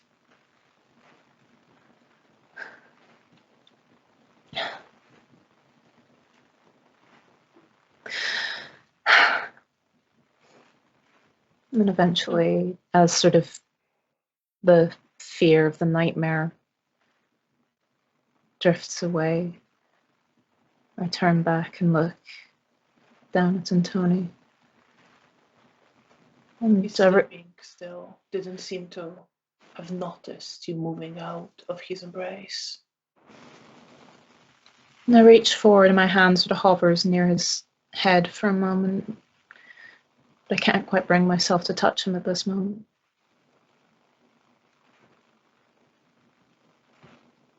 So instead I just sort of lie back down facing him but not touching him. And you're lying like that for a while. And after a longer moment, he stares and opens his eyes. Are you trying to hide your distress?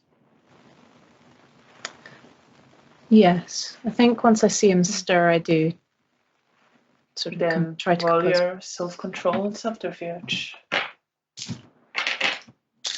With penalties. With a -1 die penalty, yeah. Yep. For the nightmare. Yes.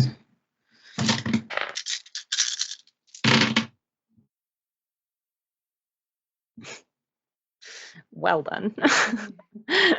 well. One success after all the ones.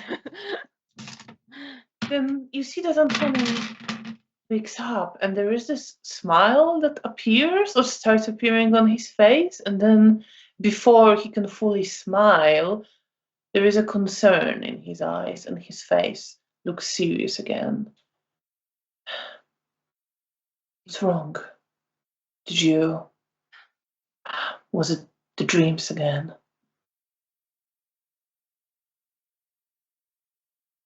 My sire.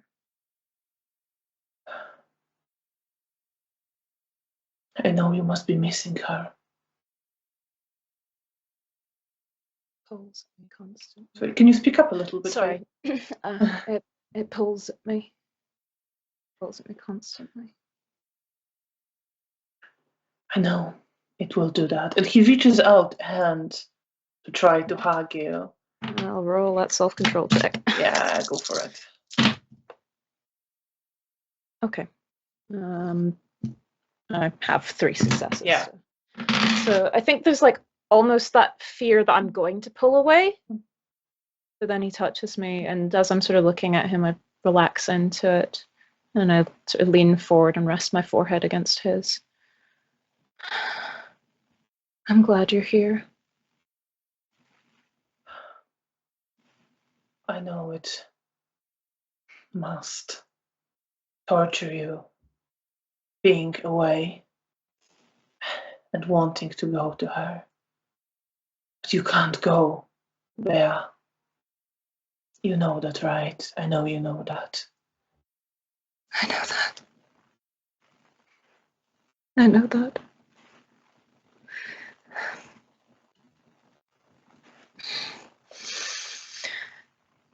And then I try and change the subject. And what do you say? Do you know? Do you have any expectations for this evening? Well, there's some things I need to discuss with my hounds. Well, perception and empathy.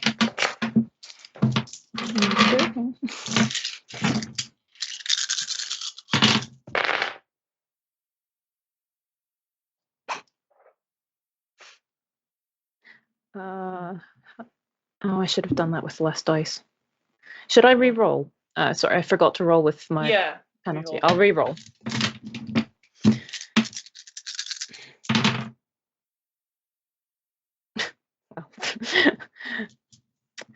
That's even worse. Delightful. That is a single success. Then you don't really see much on Antony's face. He just says that. I'm And nightmares. says, I need to check in with the Primogen. The usual. You stroke his face. That doesn't sound as dangerous as some nights. No, but you never know what will come up. I suppose. He's usually, well, sometimes something dangerous is planned, but usually it's very sudden. I kiss his forehead.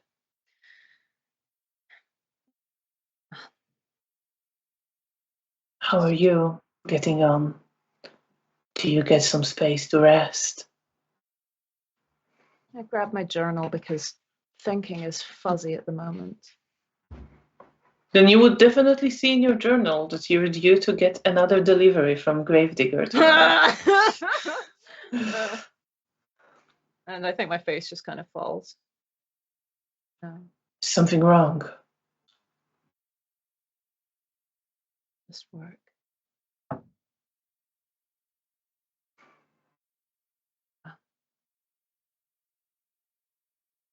But Sorry, can you speak up a little bit? sorry.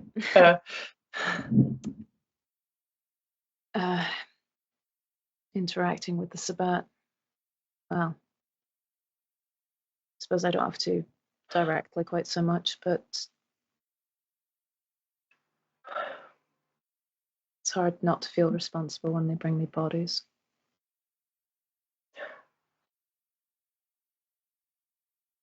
You see, he looks a little bit surprised at this, but doesn't question it, just nods his head.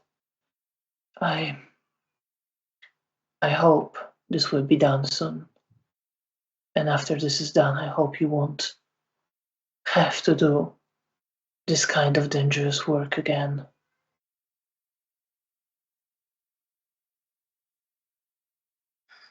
We'll see what things bring, I suppose. But that would be nice.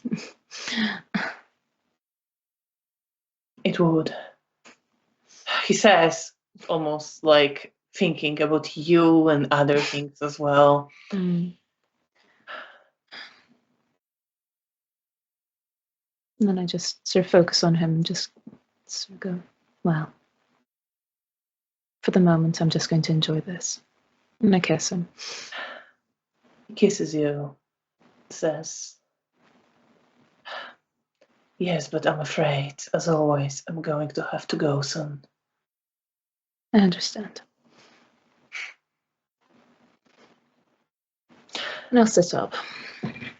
He sits up as well, lingers a little bit, but then starts getting himself in order, clearly getting ready to go.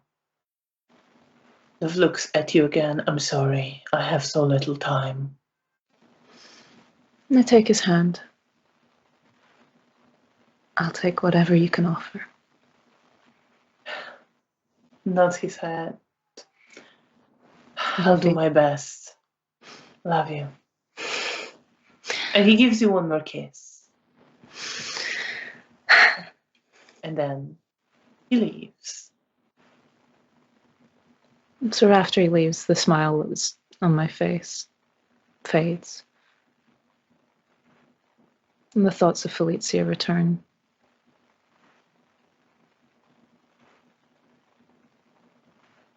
And I think about him saying that I can't go to her, and I know that he's right, but I still somewhat resent it.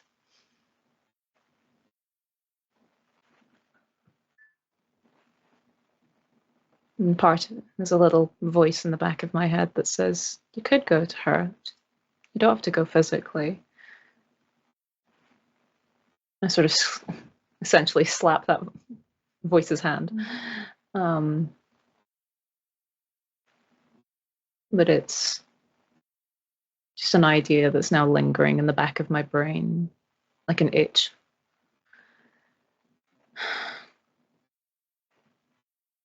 But I have other things to deal with.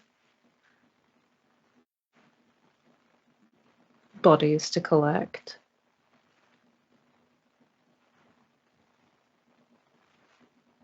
And an injured gangrel to feed.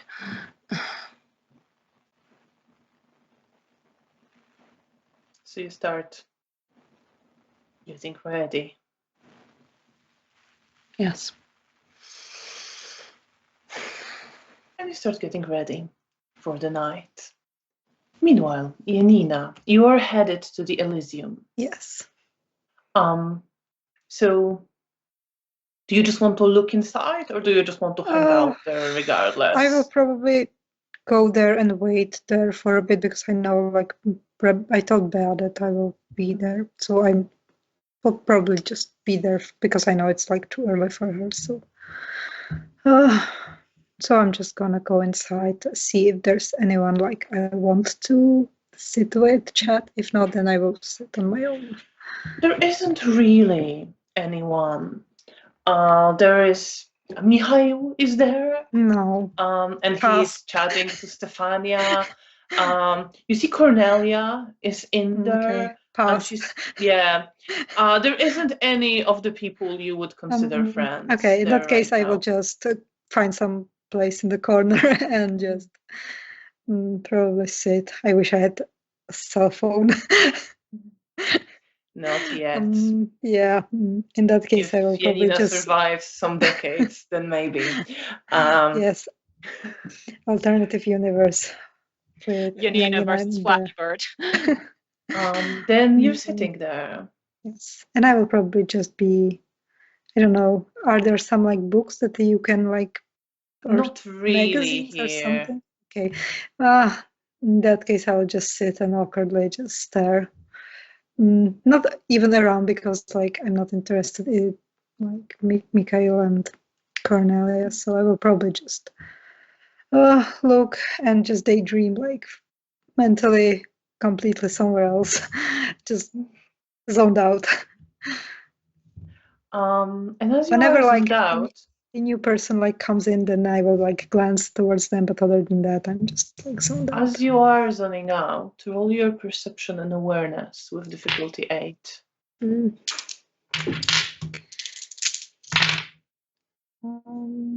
Difficulty 8. There is no success. Then I'm you so- are sitting there zoned out, and then you find yourself walking through the city, No, feeling that you here we are go again. very purposefully moving in the direction you don't know exactly, but you know which way to go. Okay, well, this time I'm less confused, and because I know it's Nastya, so I just follow, but I'm trying to, like, I'm not sure if it's possible, but like be aware at the same time. Yes, you can be aware. Yes, it doesn't stop you from being Yes, because aware. yeah. Then roll your So- perception and alertness with difficulty 8. No success. No success. Then you look around, but you think you are fine. aware, but nothing catches your eye. You look to the sky, remembering the crow, but you don't see anything there. You don't see any other animals. You don't really, there's people in the streets sometimes, but none of them seem particularly interested in you. Okay, in that case, I'm just following. Then you are following, and eventually, you are moving south from the center, and eventually you get to the Mokotów district, more to the south of Warsaw, but still in a mostly central area. And you are outside a building that's almost entirely bombed out. But some of the walls are still standing, maybe up to the first floor, although some of the floor is collapsed. And you are pulled inside the building, and I'm assuming you're coming in. Yes, I am. So you come under a partially collapsed doorway, and you see Nastya sitting there in a bit of moonlight that is coming through the holes in the floor above, leaning against the wall. Her legs are stretched out over the rubble. And as she notices you, she smiles. I just give her a bit of like a sad smile. Hey. Hey, come sit down. And I sit next to her. I missed you. I missed you too.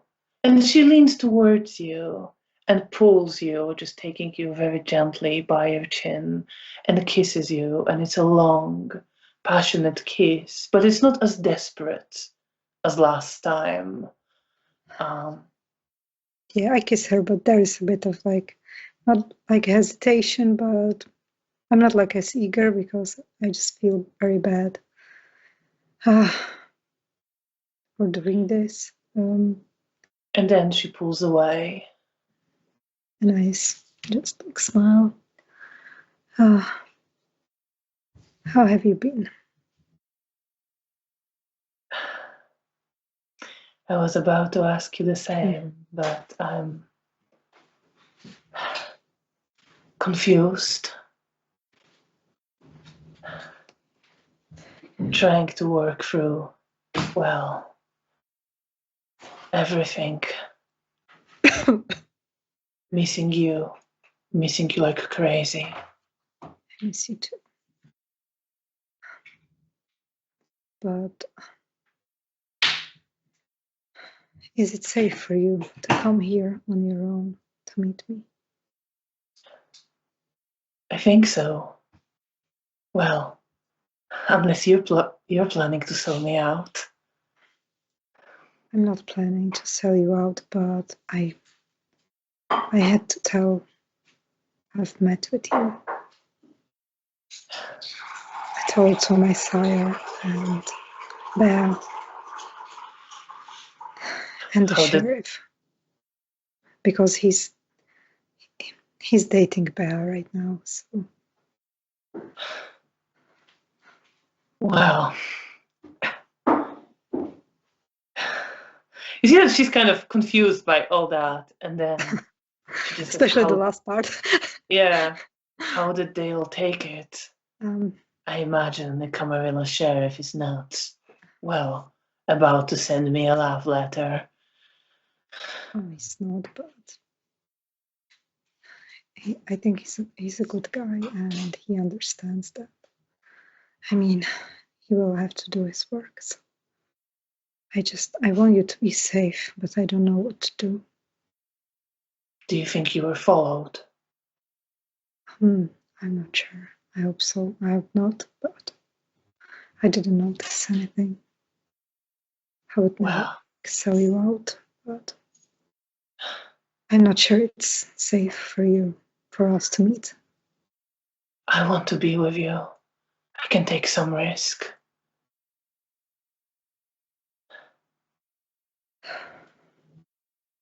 Have you seen Felicia? I have, yes. And you see that she looks kind of almost confused by something and not knowing how to tell you this. Okay. And she's not hiding it, she's just kind of thinking how to phrase something. And it's like, but Janina, this is going to sound very strange. Yes, Felicia was there. She was talking to the bishop. And But Bea was with her. what? A few times she came to see her. They chatted, hugged. She listened to her. I don't know what they were talking about. I wasn't really listening in, but That doesn't sound right. Are well, you sure it was Bea? I mean, Have you spoke with Bea? no, I thought it was strange and I didn't know how she would react to me. That's very strange. Well, I'm very confused by this. I'll have to clear things up with Bea. I'm sure she would tell me. So I hope she would. Especially, no, well, okay. Well, thank you so much for telling me. I'll deal with that later. I'm sure she was safe there if she was coming there. Yeah, it's fine. I didn't see anyone bothering her. I feel very confused and like unsettled because it feels like Bea wouldn't lie to me like this about something like that, but I don't know, like she had been keeping secrets, but I thought that we just spoke about everything, and this is like a crucial thing, and she seems like she's missing her mother so much, so that seems very strange, but I push it on the side for now, and I just hold Nasty's hand. What about you? Are you okay?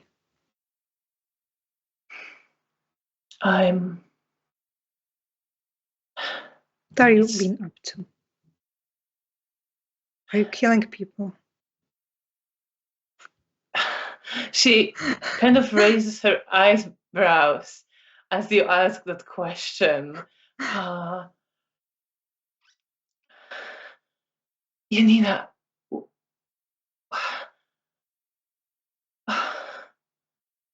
and she just kind of shakes her head and first looks down and then looks straight ahead. You know, it's very strange. I'm trying to work out who I am. Do you remember your past? I do. Tell me about yourself. It was not that different from what I told you before. I grew up in Lviv. My father was a scholar. I studied a lot. I studied at the university. Moved to Warsaw eventually for my studies. It's almost the same, honestly. Then it diverges because I was not, my sire didn't die. My sire was in the Sabbat. And apparently still there in Krakow. Okay. And I remember being, learning all the things they taught me about the dangers to our kind and the history of our kind. And I remember spending a lot of time with the bishop, studying under him, and him being my mentor, and being so sure and so certain and so dedicated. And then I remember being a completely different person with you and with Mr. Ray. And it's both real, and both these emotions are real. I'm sorry you're going And through I this. don't know how to put them together. And I need to combine two different people together. I just lean and pull her into a hug and just like cradle her. And she hugs you. But in all of this, one thing I know is that I love you. I love you too. I love the person you are. I don't know what kind of a person I am anymore, Janina. you can I'm a be mixture of several people in love with you. And she pulls you closer and kisses you, and it is more desperate. I'll kiss her for a bit. Then I pull away and just, well, I'm not sure how safe it is for us to meet like this. Because one day I might be followed and we both will get in trouble. I don't mind a bit of trouble for you. And she pulls you closer. Please don't walk away, Janina. Please be with me a bit longer. I'm here, and I just like cradle her and hug her, and I'll try to like calm her down. And she does try to kiss you, and you feel her pulling you closer and becoming more intimate. And it's not like forceful as she could be, as she was previously. It's almost like gentle and very slow. Like she's finding consolation in it. Well, I let her because I Do you not want to be with her? want to be with her, but I'm just so torn because I don't want to hurt people. Like if I didn't have like Daniel and Bea, I wouldn't mind just getting into so much trouble for her. But I just don't want them to suffer because if I get into trouble and I don't know, I might be killed or just, I don't know, get into trouble, and I don't want them to suffer for it. So I'm just very torn because my heart loves her, but my mind tells me that I should be more careful. Not like I'm not afraid like of her, but of things that could like happen to us if Camarilla came and hurt her, because if they tried to hurt her, I would protect her. And yeah, it's just a mess and it stresses me out, and I'm really absolutely not in the mood to be intimate with her, but I will go along with it as long as like she's being like gentle and it feels like it helps her like the intimacy helps her to calm down and to comfort her, I'll do it. She is being gentle. There is desperation there. There is certain sadness in her face, and you see her almost crying a bit. There's a few tears on her face. I wipe them, and I'm being very sad too, but I'll go along with it. And you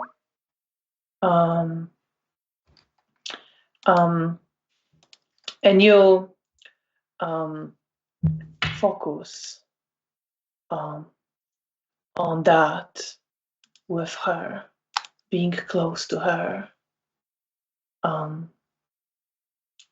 hugging her, making love to her in this sad way, but finding some consolation in it, at least she is. And how are you feeling?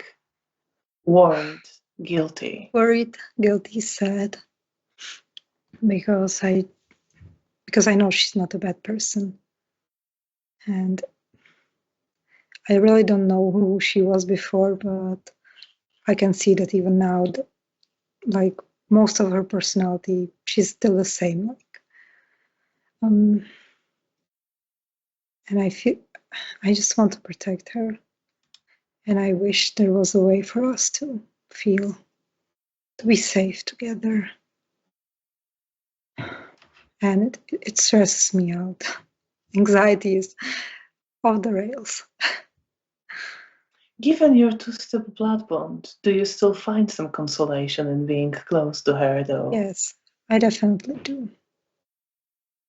Because I love her and I want her. I want to comfort her. I think, like, my consolation is making her feel better. And as she is with you, at some point you feel her teeth very gently on her neck.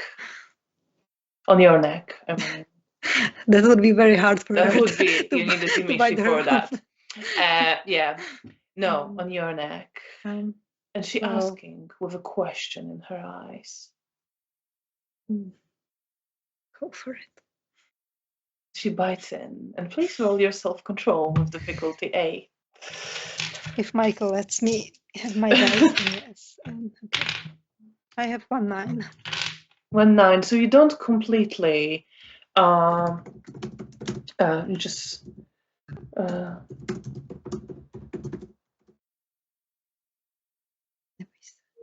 Right, okay, sorry. So you don't completely lose yourself in it, but you feel overwhelming pleasure of the kiss.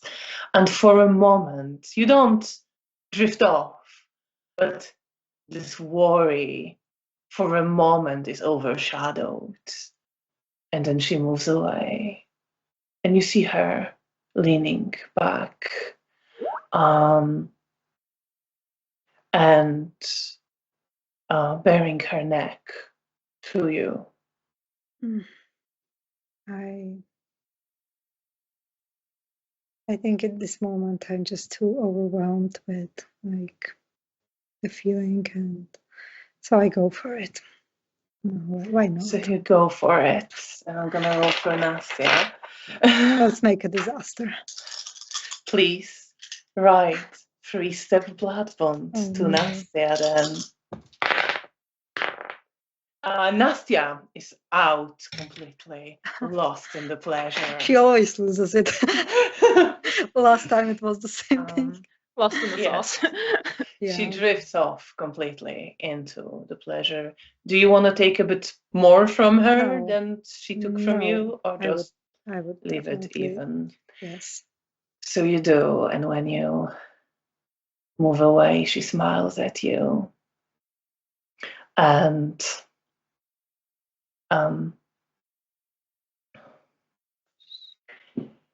gives you a bit of this smile and kind of almost dreamy look. I love you so much, Janina. I love you too, Nastya. I just want to be safe. I want you to be safe as well. How are you coping? Are you safe? I am. I'm safe. I keep myself busy with work, and I have a lot of people that care for me. And I have my goal that I have to protect.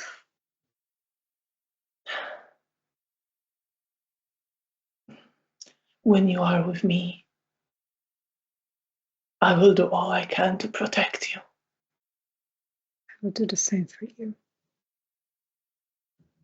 And I'll go and hug her tightly. And she hugs you back.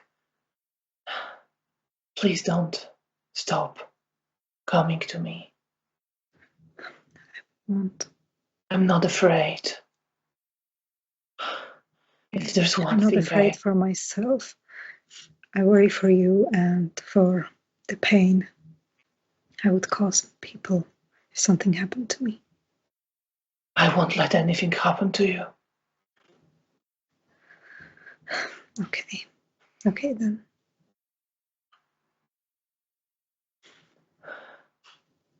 I wish. I know you don't want to come with me, but I wish we could be together. Always. I wish that too, but I told you, I don't want to go to the Sabbath. I wish you could go back to the Camarilla, but it's not possible. I don't think I can. No. Maybe one day we will be able to get away and start over somewhere else, where people don't know who we are, and we could just start over. Do you think there's places like this? Maybe there could be in another place, another country. Maybe, but I know Sabbath is. Well, they wouldn't know that you were Sabbath if we went to another country. no, they wouldn't. No. I'm so confused. I don't know what to do. Let's just one step at a time. And for now, I'm just glad to be with you from time to time and see you.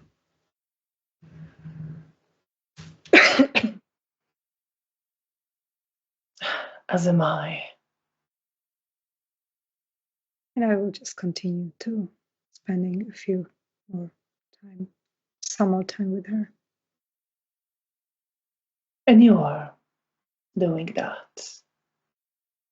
Bea,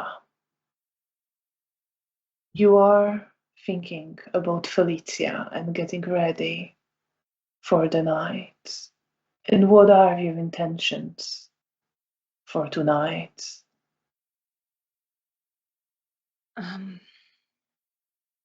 I've got the notebook I've got the notebook in front of me, and I'm trying to read through things. I need to leave a note with Mr. Sarnovsky. I need to go to the drop-off point, and I'm trying to focus on that, but just thoughts of Felicia are just so intense. And I end up standing over my notes, pulling out the map again and staring at the point on the map. And I'm sort of fighting with myself to not reach out to her.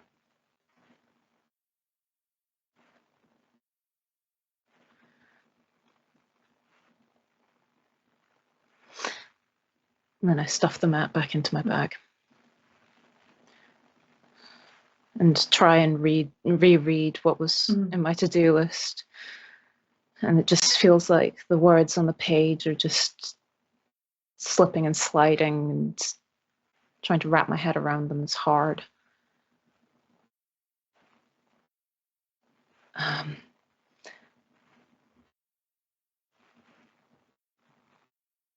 What gets my attention isn't anything to do with my task, but it's the reminder about Mr. Dominik and how he's hurting. And I think about the way that I'm hurting right now. And I want to help him. And I've got a note to maybe see if Count Grabowski is around. If maybe I could try and speak to him, since I feel like he'd care about the man more than his role. So I think I might at least try and go past his room and see if he's there. I don't know where else I would find him. So if he's not, then we'll do something else. But I think you do actually come across him just leaving. He, just as you are walking along the corridor, he opens the door and stands in the corridor in front of you. Count Grabowski, could I speak with you, please? Of course, Miss Wozniak. What can I do for you? Thank you. I was looking to ask for some advice, if at all possible. Of course.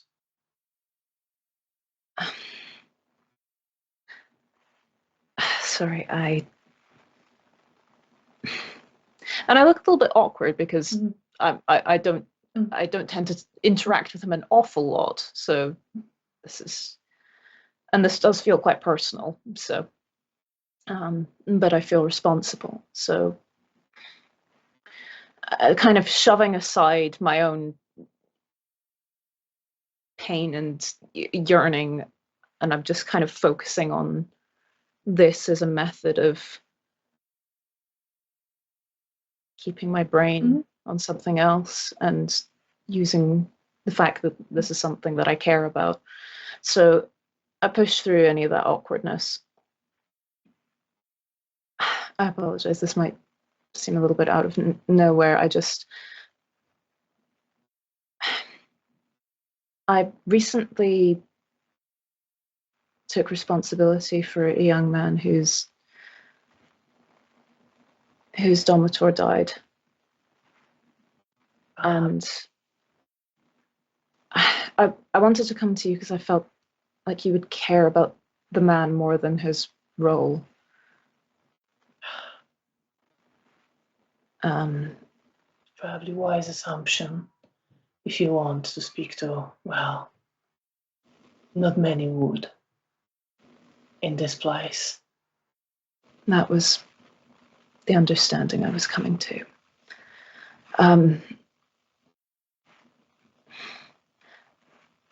I took responsibility for him, not because I wanted what he offered, but so that he wouldn't die. But he's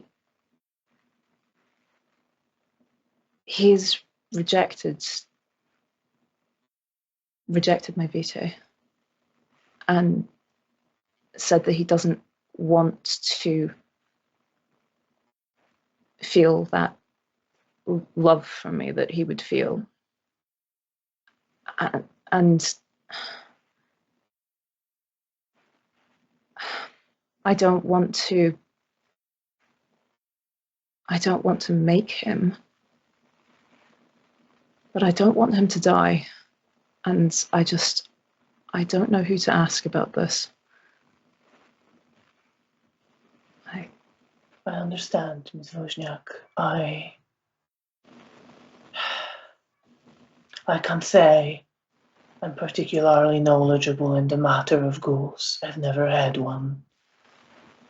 I think it's a vile thing to do in the to the person in the first place. But of course, that's not why you want to do this. I understand why you would in this circumstance. And thinks on it and looks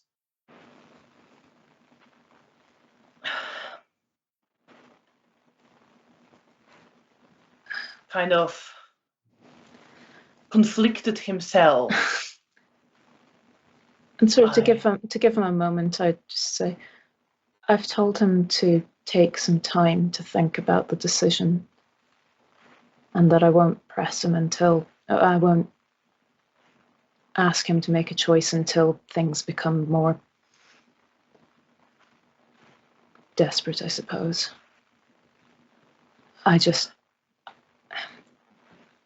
see that he doesn't seem to care about what happens to himself anymore, and that's the part that worries me the most.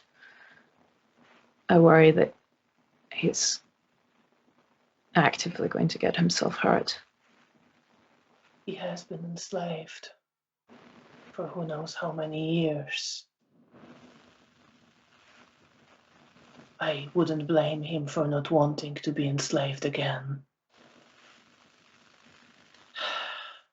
His master was also a friend.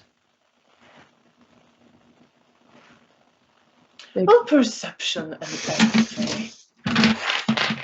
Difficulty 6. He's not actually hiding anything. Fair enough. Many. You see, like, he doesn't say it. Yeah. But you can see very clearly he doesn't think as much of a friend. That's fair. If he was his domitor. And to sort of clarify, they grew up together. I think that makes things complicated for him. You see that to Isidore that doesn't change the matter in the slightest. Fair enough. But he thinks about it and he is conflicted. He's not hiding it, he's conflicted, he's considering how to approach this and what to tell you. And he kind of already knows, but there are things about it that he doesn't like. And you also see, because he had many successes, that there is something more personal somewhere in there, somewhere very deep. As he says, despite everything, my heart tells me that you need to respect a person's freedom when they have one, even if you don't like their choices, even if their choices might not seem wise. And you see there's this personal thing somewhere deep in there, that it touches him, and it is why he doesn't like what he's saying a bit, and it is also why he's saying it.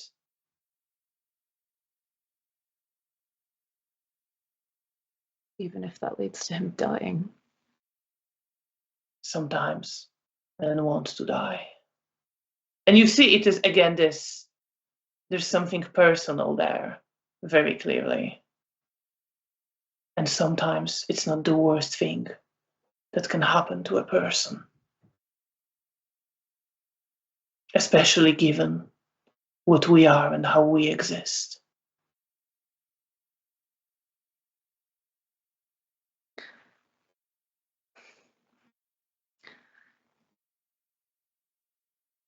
And I think I'm struggling to not be overly emotional at this point, because that answer hurts. This was someone that I decided I would protect.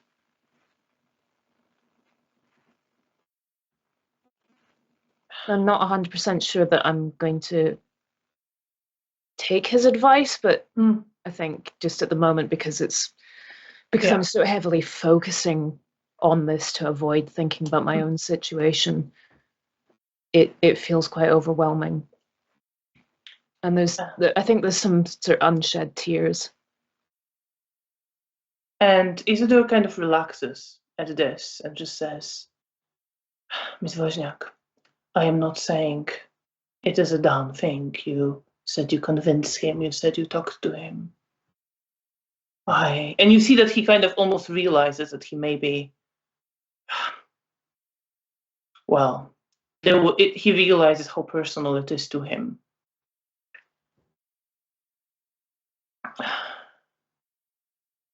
I can only tell you what's in my heart. Thank you. I'm sorry if I touched on something personal there. It's not your fault. You couldn't have known. No.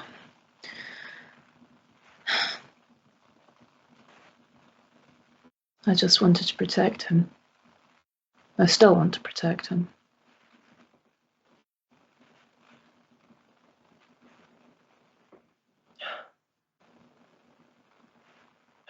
He kind of nods his head. I understand that instinct very well. And if you can find a way to help him. And he kind of struggles with himself, but then says, well, not forcing anything on him. That would be a very valuable thing. I'll see what I can do. In the meantime, I'm just going to see if I can get him to see some value in life. But you see very clearly that there is suggestion there of something he knows he should not be suggesting, but he's not saying that out loud. Okay, and I'm going to pretend I didn't see it. But I still say to him, I'm going to try and see if I can get him to see something in life worth living. And he says, it's probably wise. Thank you. Sorry. No. I'm afraid I have to go now. Of course. But don't hesitate to come speak to me again, Miss Wozniak. Thank you. I appreciate that. And he walks away, leaving you in the corridor. And I think we will end here. Thank you so much for playing. And thank you to everyone who's been watching. We really appreciate you being here. And we will be back in 2 weeks on the 14th of May. So we hope to see you again here on the Lamias channel at 6:30 p.m. British summer time now, yes. So please come back in 2 weeks to see what is next for Bea and Janina. And until then, keep well and good night.